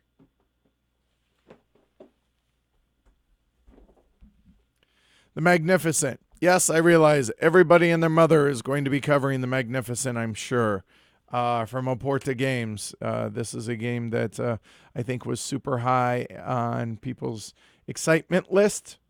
Hopefully it lives up to it. I have no idea, but we'll see. The artwork to me is striking. I like the black with the colorful components on it. So I really like the cleanliness, if you will, of this. Plus, dice drafting. Rado talked about this during the Essen preview list he and I did together, and I was already stoked about it, but apparently he'd played this. And he played either an early version or a prototype and did his video of it already. So check that out. We'll be doing a playthrough, obviously, of this one. Looking forward to it. Will we like it as much as he did? I don't know, but I hope. So we'll see. Yeah, we can double back for Alibari. Sure.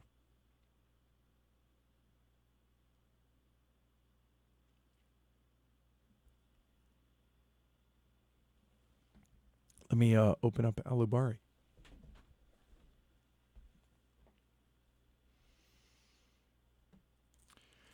So there is one secret that I would like to keep between me and the, however many of y'all are watching this. We did have a very, I think, productive meeting. That's a good way to put it. With a certain with a certain table manufacturer, creator, whatever, fill in the right word, that I think is going to bear fruit. So we may be getting a new table sooner rather than later might be a good way to put it. But really looking forward to that. That was a really impressive, very exciting meeting that we had. I'm not going to mention who, but I'll leave it at that. So anyway, moving on. Let's check out Alibari.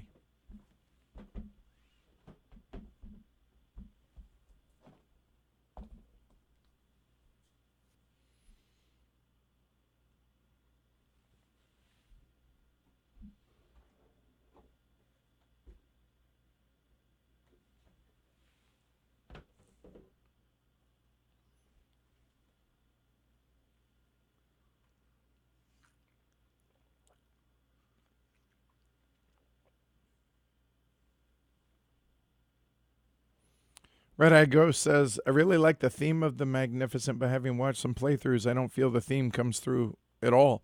A Euro with a pasted on theme? No. It happens. With Nail says, when Rado pitches something, it's as good as sold. The guy is lethal. Apparently we have a big effect on that too, bigger than I expected. So that's always nice. But yes, Rado is very good at what he does. Very good. And a genuinely nice guy.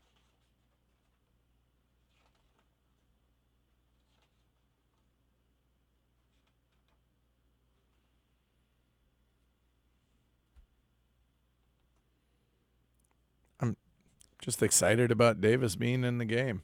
Very excited. And a solo mode. There we go. All right, so let's take a look. Good standard size thickness for the punch board there.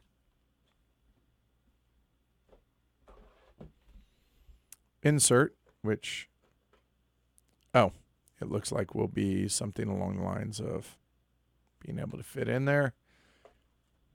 The bag, a bunch of the wooden components, including the workers and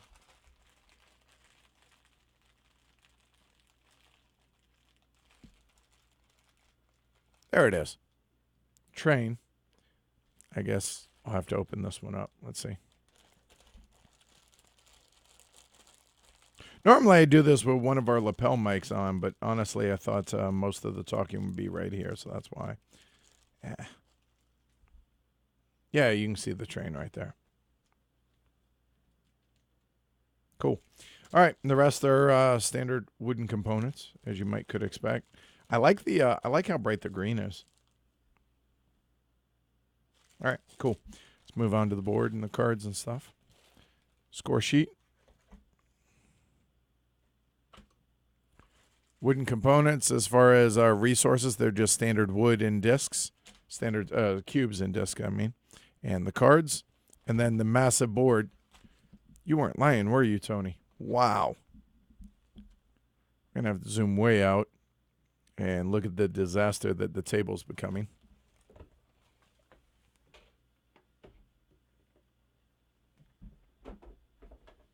Same size as a dominant species, a trifold board there, the 6-panel board.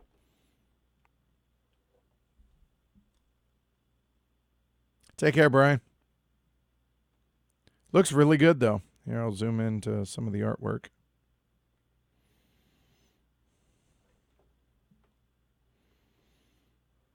And by the way, this little curly Q, this is actually thematically appropriate. This is what it does to be able to go up the mountain there. So that's kind of a cool thing. So that is thematically appropriate.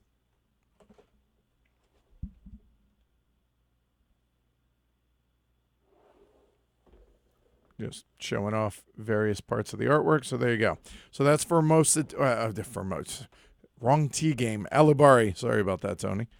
All right.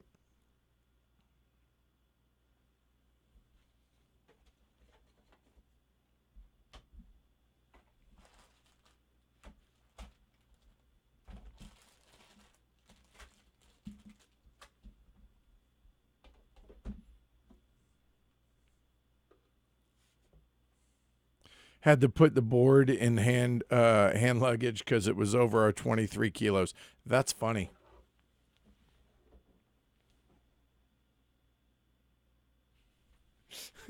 with Nail. Oh my God, the amount of money that evaporated from my wallet because of your podcast and streams, Mr. Euler. That goes without saying. You deserve a web meme. Hashtag blame Edward U. But see, I get accused of that a lot. And I think of it this way. You see it as a negative that I'm costing you money. No, no, no, no. What I'm doing is I'm saving you money. Think of all the games that you would have bought that after watching our stream and, the teach and playthrough, you didn't buy because it wasn't going to be a good match. Think of all that money we saved you. So see, saving you money. Plus, if you have a significant other, be it wife, husband, boyfriend, girlfriend, that laments how much you spend on board games, where you can tell them, well, how much money did I save? See, I'm here for y'all. Okay, just wanted to clarify that, all right?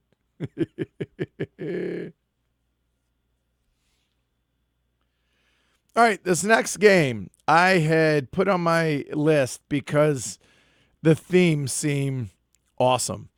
And the mechanism sounded really cool as well. The artwork, I really didn't know about. And then I saw it on Wednesday, and I thought, okay, yeah, I'll pick it up, and we'll see how it goes.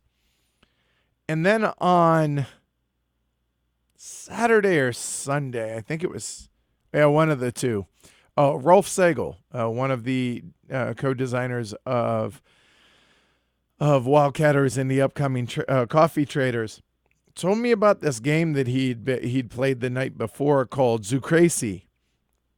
Now, keep in mind he's Dutch. English is his second language. And I was like, Zoocracy. And I'm like, I don't know what game that is. And he's like, no, it's about these animals and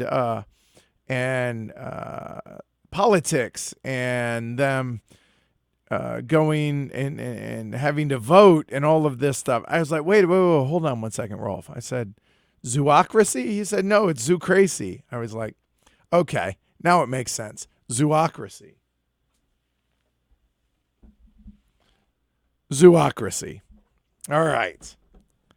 He said they played it and had an absolute blast with this game. The artwork tells me that this is going to be a really, really lighthearted take on a political game. I mean, the only real political games that I can think of that, or at least come to mind immediately, are obviously Die Macher and Swedish Parliament 2014. So, I don't have a whole lot to compare this to other than like Die Macher and that, which is a very serious game about German politics. The artwork here does not scream serious German politics in it, right? I mean, seriously, look at it. 2 to 6 players, 1 to 2 hours, it says. So this one I'm going to open up because the artwork on some of this is pretty amazing. Okay. Yeah, you're not kidding. With Nail says the artwork reminds us of some of our politicians. I hear you. Be it here in the States or over in the UK. As I struggle to open this a moment.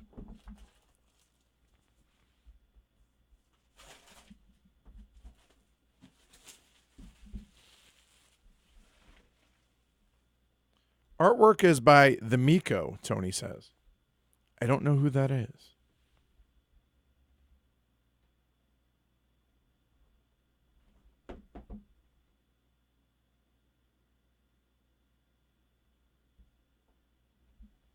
Oh, wow. Matthias says they didn't put the designer's name on the box. Oh, that's not good. All right. All right. A moment.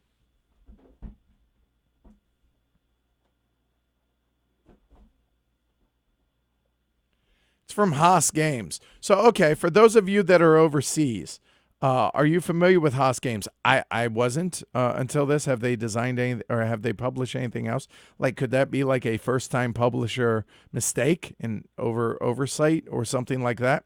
Not making excuses. I'm asking because I genuinely don't know. All right.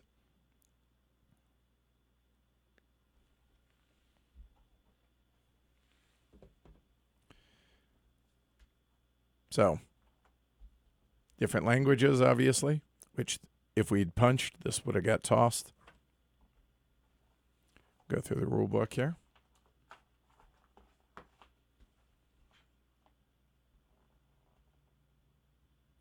Oh, the designer is the owner of the company, Simon Haas.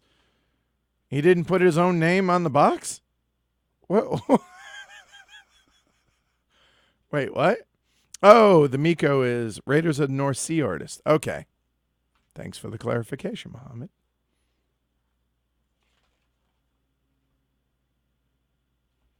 Parliamentary elections. You can do.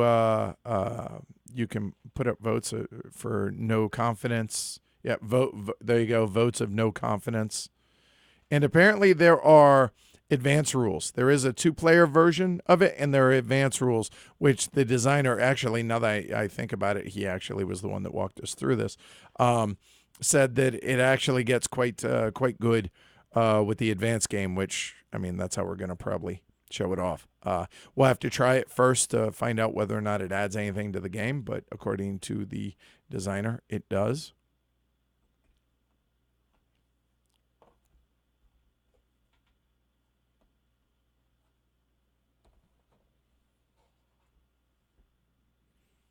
All right, so the player aids.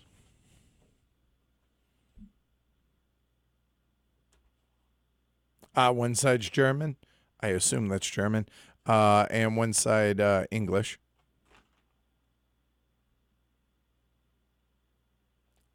It might be German. I'm not. Anyway, moving on. You get the idea.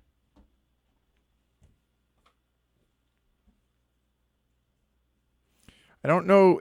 So these are stickers. So I don't know if there's a misprint or something along the lines, or what those are for, or if they're for wooden bits. We'll see. Seriously, right? A game about parliamentary procedure intrigues me, plus drafts. I hear you. So, Matthias, have you played this? I'm curious. I know you. If you don't like it, I know you don't want to speak ill of another publisher. Yada yada yada. I got it, but okay, it's their 6th published game. There we go. Swiss, possibly. All right.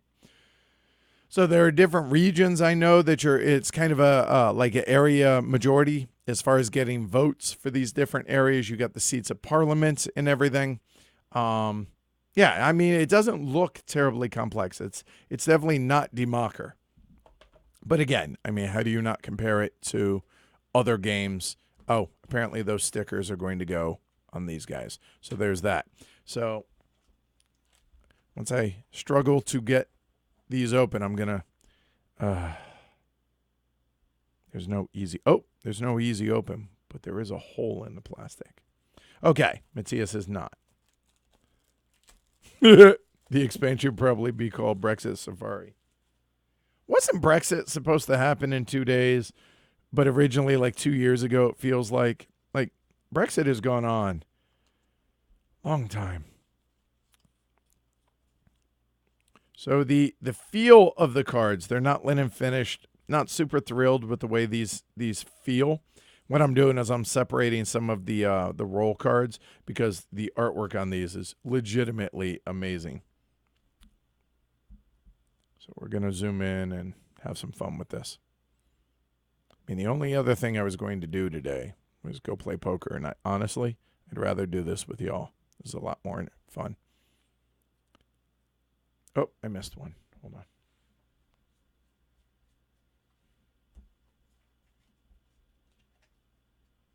All right. So the artwork on, these cards here, pretty basic, pretty whatever.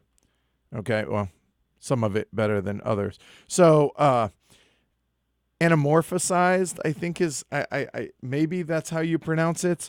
But, to where animals take on human personalities and whatever.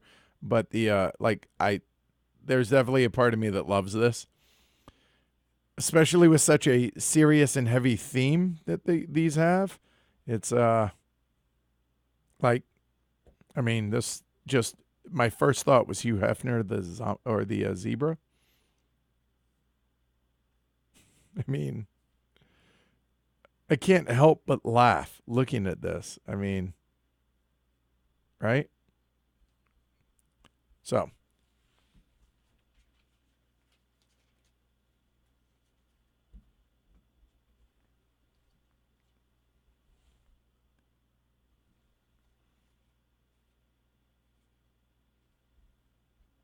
obligatory elephant.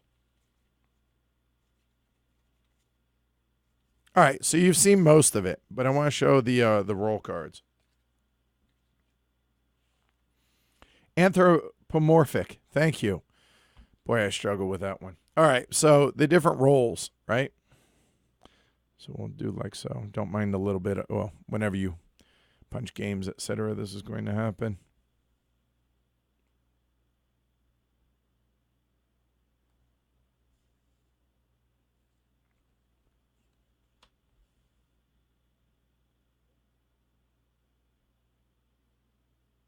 The biannual Bragg extension today. Yeah, right. All right, these next two are my favorites. I don't know why. I just think they look really, really good. It's really amazing. But dude, this crocodile really is well done. Yeah, it's really, really good. John Travolta in Greece. All right, fair enough. So there you go. Zoocracy, which apparently, according to Rolf Segel, said he absolutely loved his play of it. Now, the player screens.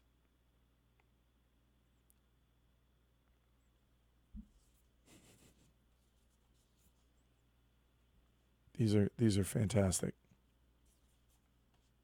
They're the same on both sides, too. All right.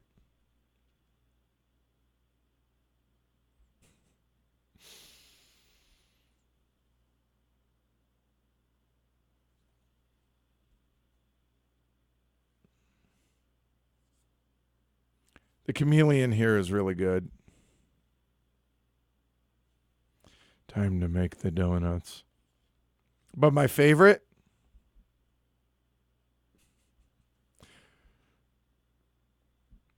yeah.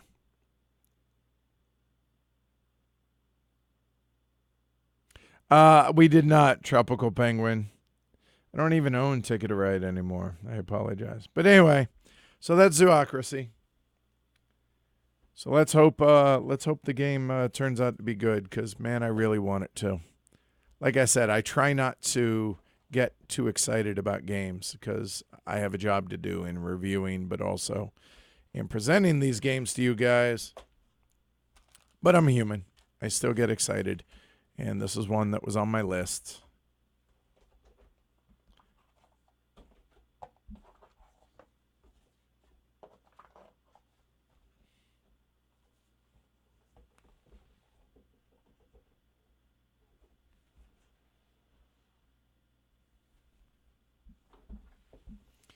So here we go. Finally, the zoo animals have received their political autonomy and established a democracy as their form of government. Now each party wants to implement their political agenda.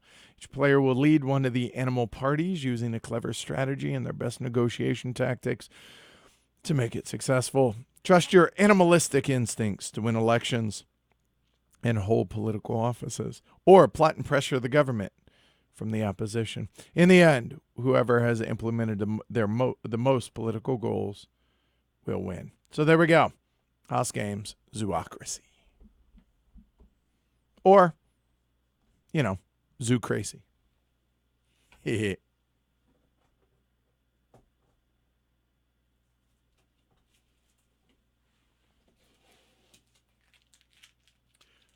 So this next one here, this next one is a no-brainer after what I'd mentioned earlier about Airship City. went by Hobby Japan's booth and got to meet the designer of a couple of games. Number one was Beluga, the follow-up from the same designer as last year's Mayfly, and also the designer of this year's big one from Analog Lunchbox, Orchard Ocean.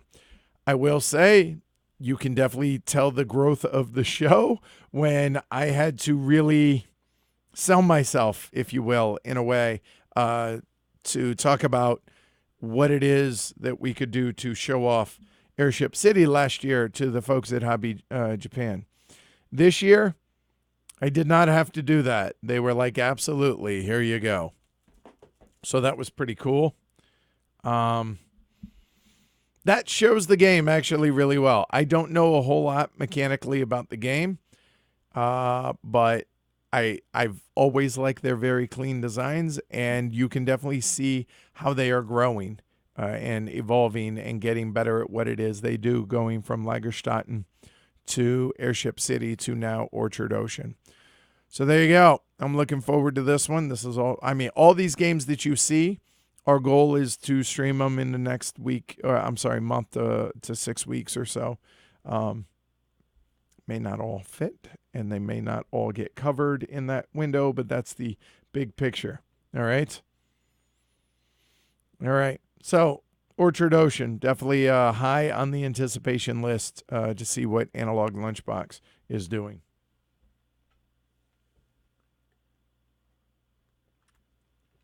You can hear my voice starting to go a little, so patience. Thank you.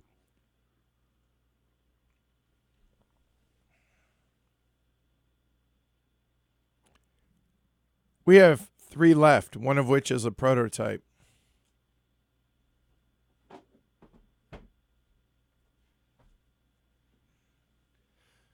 I think this next one is the second heaviest from a weight standpoint game for us to do. And it was, I think, the first or one of the first games we picked up.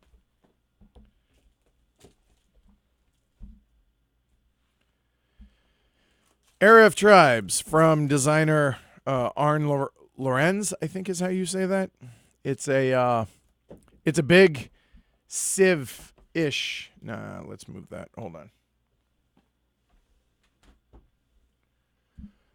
Civ-ish area control game. There's no way I'm not busting this one open, so hold on.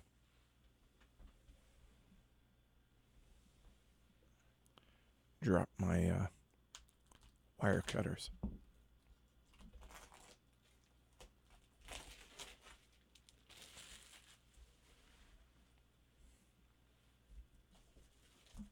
So how about y'all? What's the game that you guys were most excited to see, hear about, whatever, fill in the right words? If you went to Spiel to see, or if you didn't, to hear about, if you didn't go to Spiel.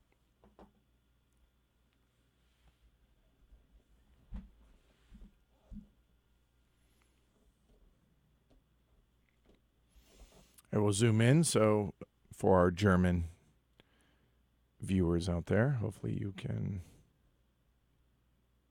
Yeah, we'll do this here first. This one I'm not reading. I'll just briefly... Hey, domination of the whole known world. Okay. Not a terribly original theme. I understand that. Quickly for our German viewers out there. Probably inspired The Angry Monarch by the Kalis guy. So there you go. That's kind of what you're looking at. It definitely looks involved. When I went over it with Arn during Media Day. Checked out. Was involved.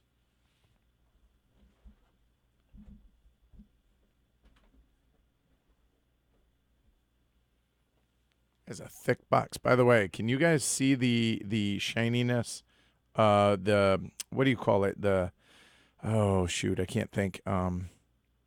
Like the embossing type part of boxes. Can't think of the name. You guys know what I'm saying. You see his crown and the Era of Tribes and, the ship there. Yeah, we'll put that there for now. So this is the Dutch, or I'm sorry, the English rule book and the Dutch one here. And by Dutch, I mean German. Sorry.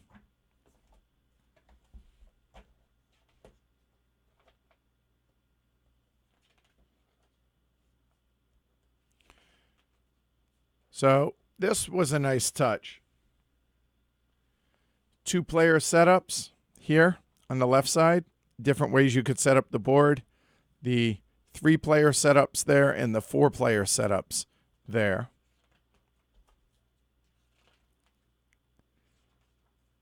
It definitely has a chunky rule book. Diplomacy.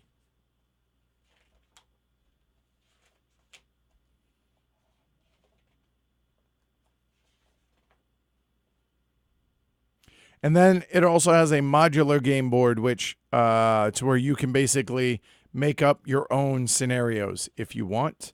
Customize your own game. Glossary in the back. And a player aid on the back of the rule book, as you can see here. Okay. Stephanie, I feel like Era of Tribes, the most generic board game title ever for a Civ game. Spot UV. Thank you. That's what I was going for. Apparently, Matthias says he calls it glossy. So there you go. All right.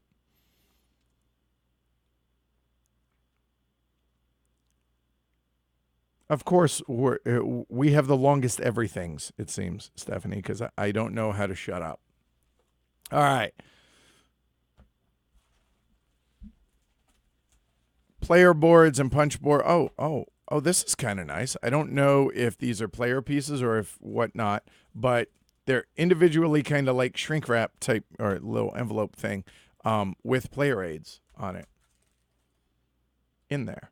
Like, so we have the Britons. That's a nice touch. The Gauls.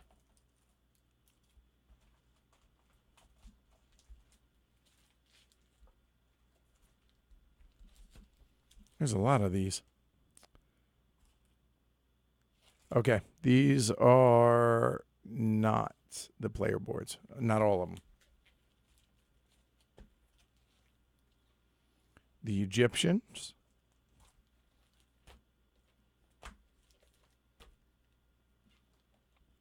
Germanics, which, never mind. Carthaginians. Everyone's favorite, the Romans. Okay, so I guess the box got dinged a little bit on this one too, but not a big deal. If you're going to have those, you got to have the Greeks, the Slavs. Then there is the battle board here for the defender and attacker sides of things.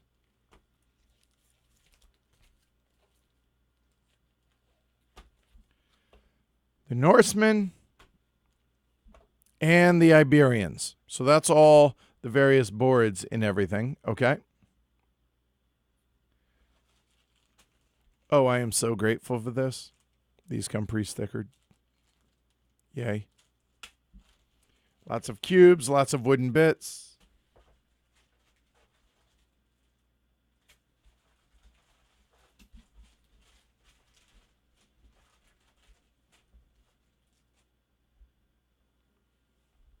Standard velvet bag. And now the board.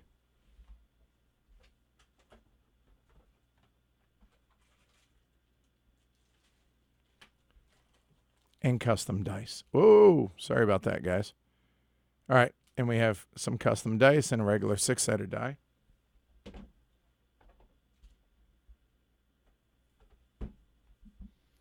This is a big one. Feel like you're biased there, Orlando. He's like, the Iberians on there? Oh, awesome.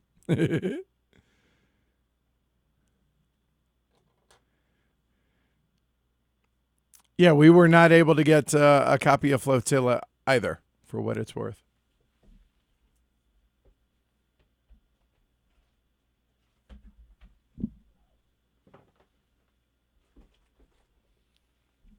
I mentioned that's a big board. So this over here is actually a tech tree. Advancements based on the color. So, and whenever you make it to certain things, you can go in certain directions, everything. Because I was wondering what that was, because to me, that's compelling. I was like, ooh, what is that? Morale track over in the top right-hand corner up here.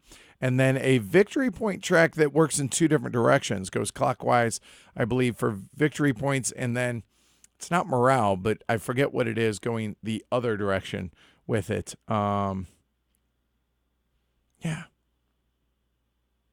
A lot about this game that just, when I saw it, I was like, yep, that looks like my kind of game. So we'll see how it turns out. But there you go. Era of Tribes.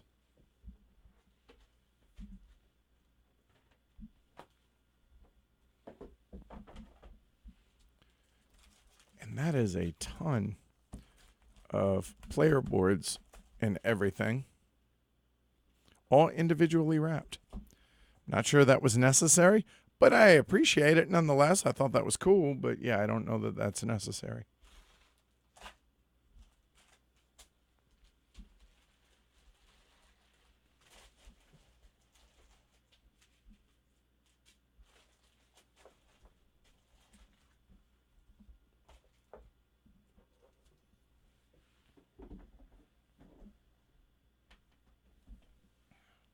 So we have two left, one prototype and one published game. So if you'll give me a moment to make a little room, all right?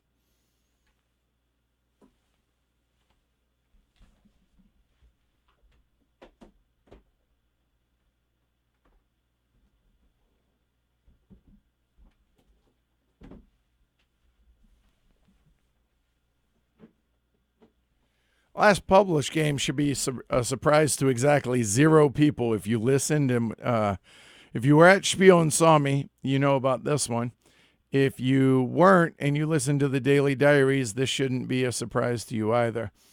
This was the biggest pleasant surprise of all the games that we saw at Spiel that was completely off my radar.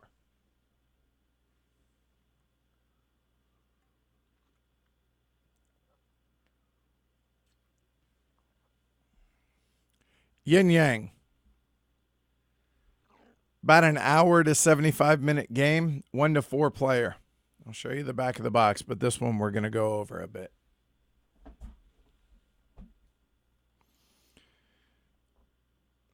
Doesn't really show a lot of the game, I understand, but the artwork seems pretty spot on. Notice the tortoise shell, and you have coins coming out of said tortoise shell. All right. Stefan says that game was so good. Thanks again for the tip. All right, awesome.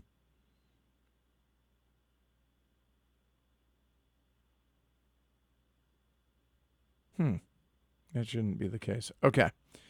Oh, good deal. All right, so here we go. Let's get into it.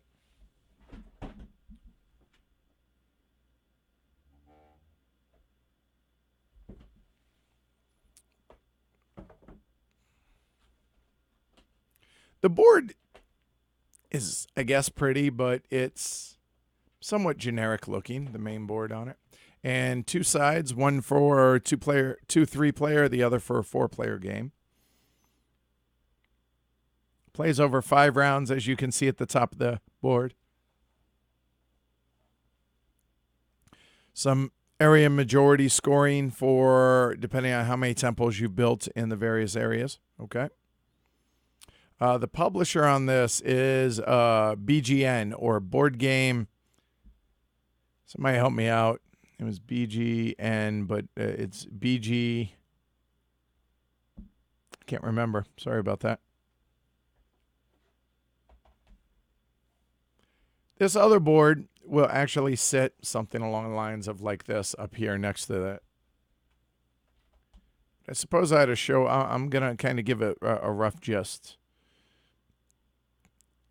of how to play this. I'll double back on the other questions that aren't pertaining to this one in a bit. So this thing's the prototype tortoiseshell, which apparently they had issues with manufacturing. I think it's made out of aluminum. So you're going to put the coins in here. So yin yang, right? Which I realize that's not how you actually pronounce it, but it's the closest I can do.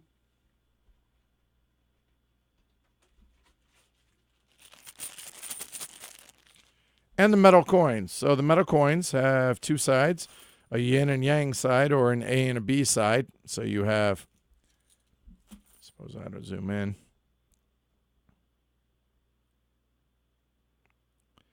There we go. So we got one side and the other side, which apparently they also gave some maniacally small stickers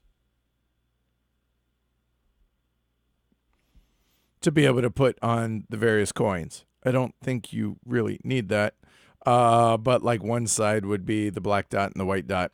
The reason is you're going to draw out 6 coins from your tortoise shell. And you're going to notice that you have different configurations. Move that up a little bit.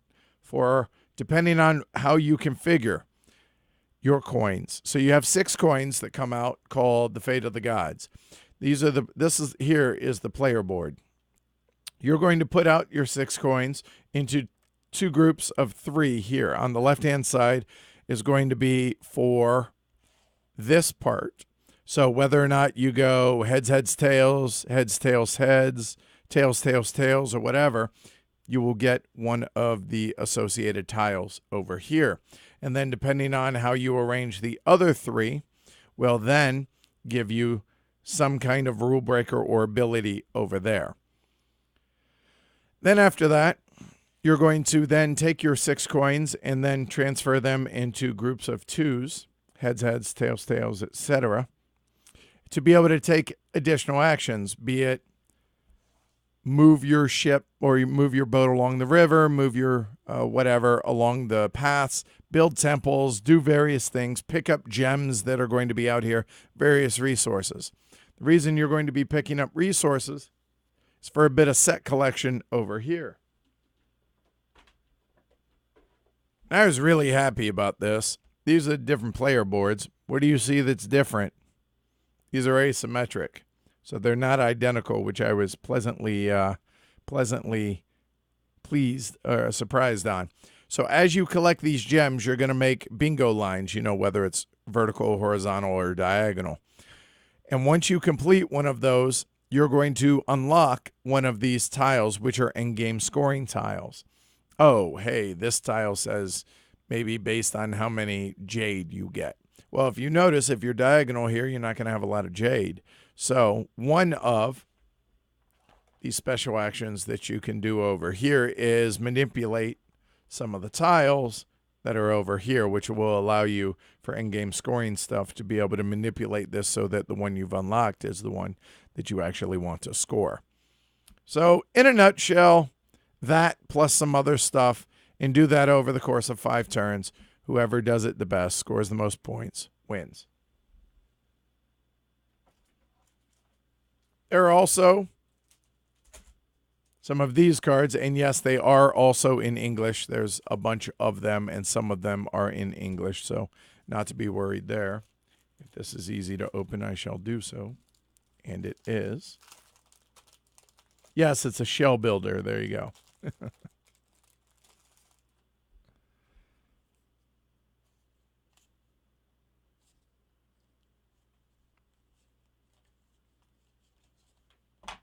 So to give you an idea, not in English, English. So there you go. Yeah.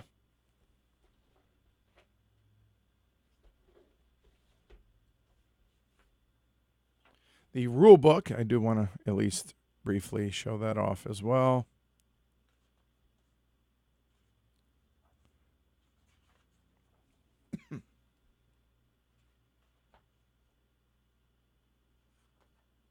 BG Nations, that's it. Thank you. That's the name of the publisher. And as you can see, solo rules. And a little bit of history here, the basic concept of yin and yang. So yeah, this was of the games that piqued my interest the most at Spiel, and I can speak for Jess as well on this. We were both quite smitten with this game. So, yeah, and I would like to think that we were able to help them sell out. So, hey.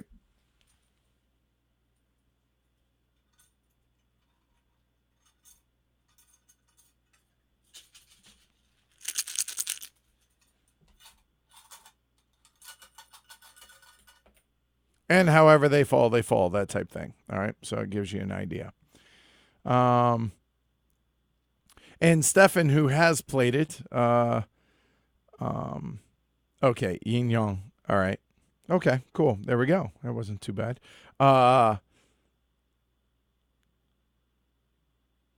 Stefan says, player coins do have different sides, but the black and white dots make it easier to see from across the table. The best part was the action planning each turn with one action staying put till the end of the game.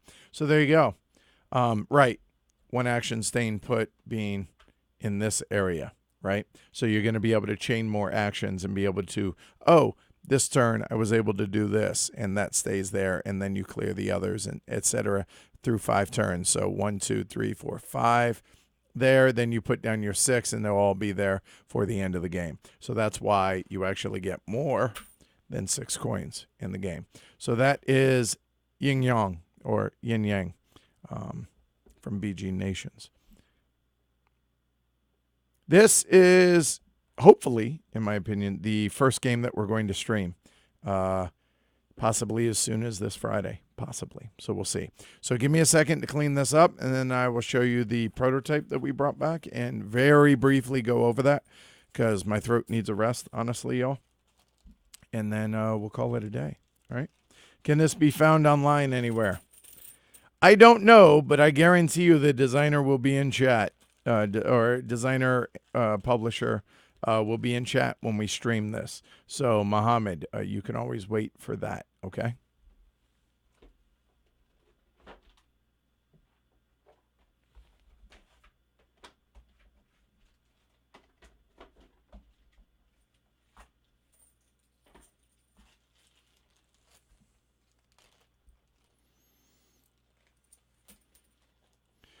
And Tony says, looking forward to it. It is a good game. So, yay, mission accomplished.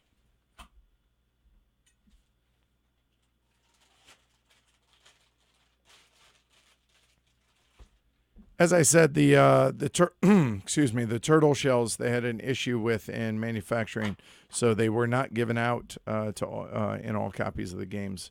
Unfortunately, it happens, but I don't know what they were doing about it. And I don't want to speak for them.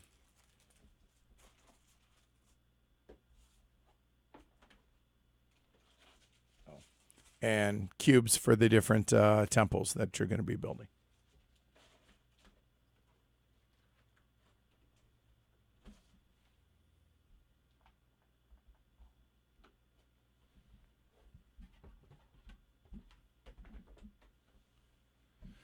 All right, last thing I'm going to show you guys today.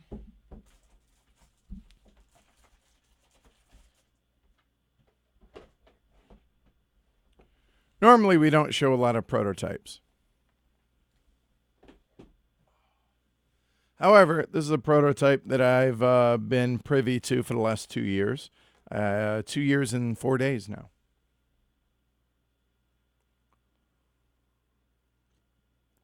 Actually, before I get started on that, I'm just going to put that there. That way the camera has something to focus on. So let's see. What else? There was something else.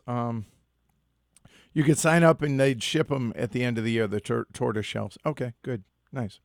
Did I get a chance to see the finished product of Aegis Theme Deluxe? I did. Looked great. Didn't spend a lot of time there because it's Aegis Theme, but it did look really, really good.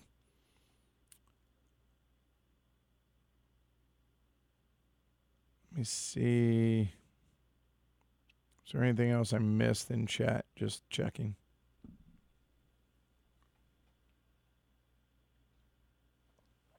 I don't think so. If I did, just ask it again, y'all.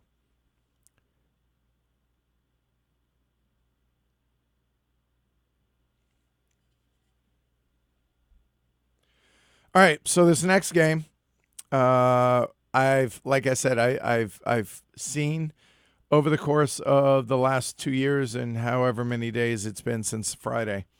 It's from the designers of Wildcatters and going to be published by Capstone Games. I got permission from Clay to show this to y'all. It is possible, not saying it's going to happen, but it's possible that we may stream a prototype of this game, and it's a work in progress. The artwork is not done. The artwork was actually done by Rolf Segel himself.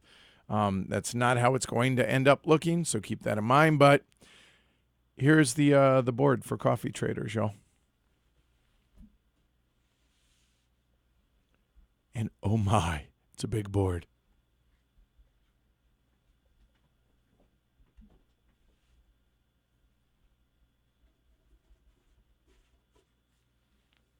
Let me zoom out.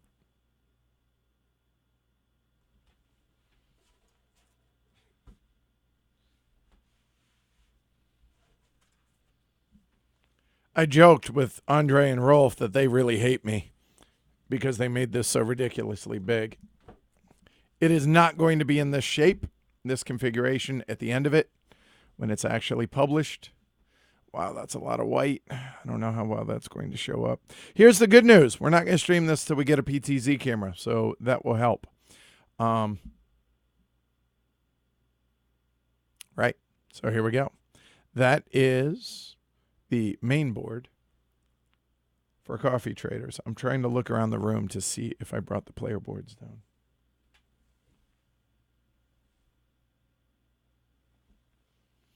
I did not.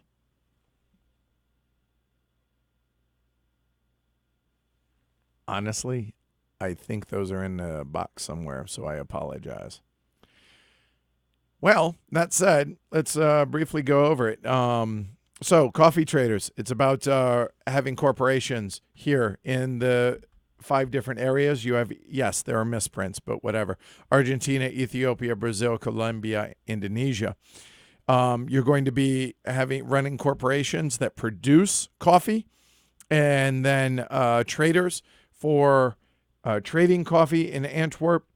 Then you have a bit of manipulation of turn order.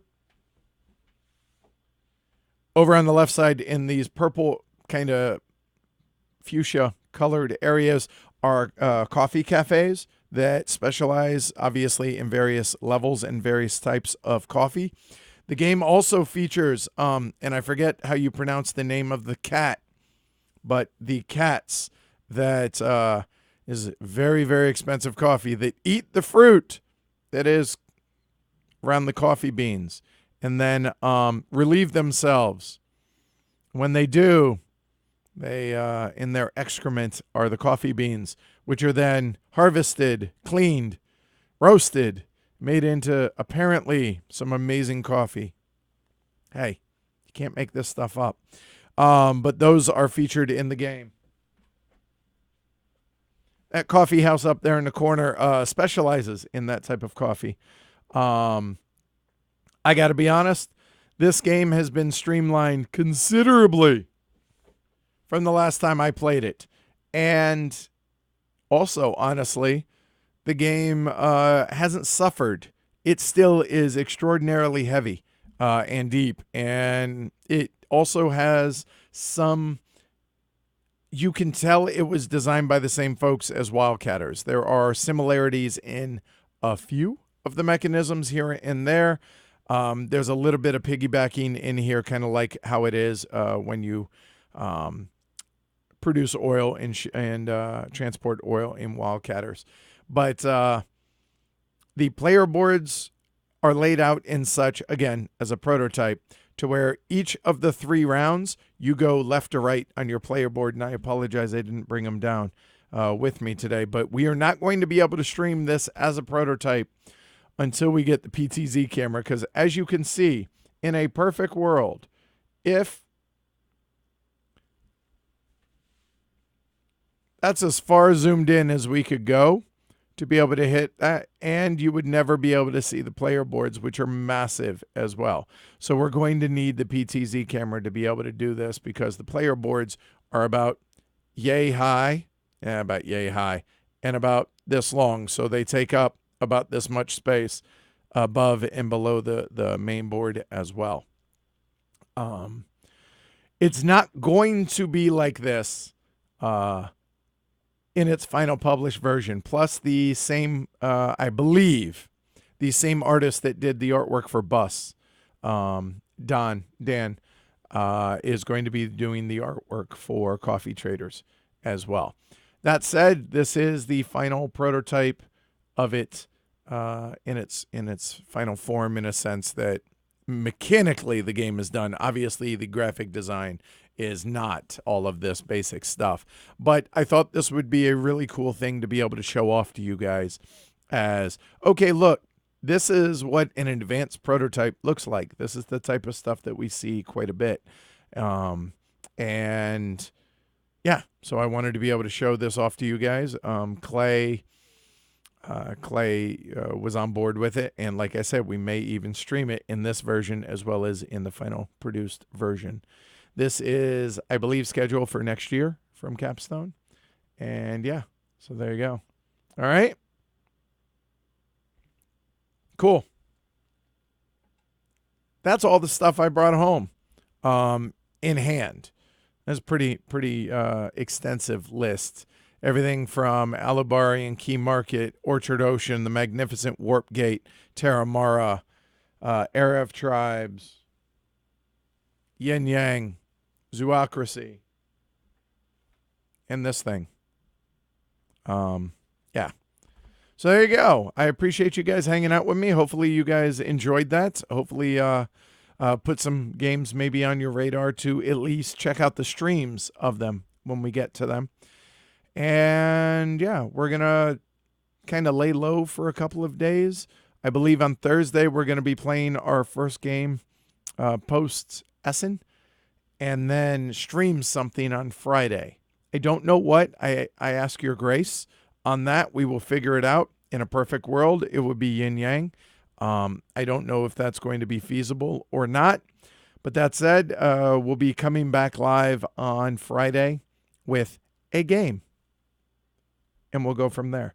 So thank you again to everybody for watching. Thank you also to all of our patrons who, let's face it, without them, none of this is happening. I say that every time we stream, but it's true, because we're not able to take trips to Essen. We're not able to pick up these games. We're not able to do any of the things that we do without the support from our patrons. So I say our, but our, as in the community. So thank you to everybody who enjoys and sees value in what it is that we do. And by we, in that case, it's me, it's Jess, it's Martin, it's Greg, it's Con, it's Christopher, it's Chris, it's all the amazing folks. Andrew, probably should not have started listing people. Mark, and a whole bunch of other folks who help be on the streams and all of that. Big thank you to everybody who did that also back when we were in Denver. Yeah, so thank you. If you want to help us upgrade the studio and the quality of the streams, consider supporting the show over on pledgehc.com.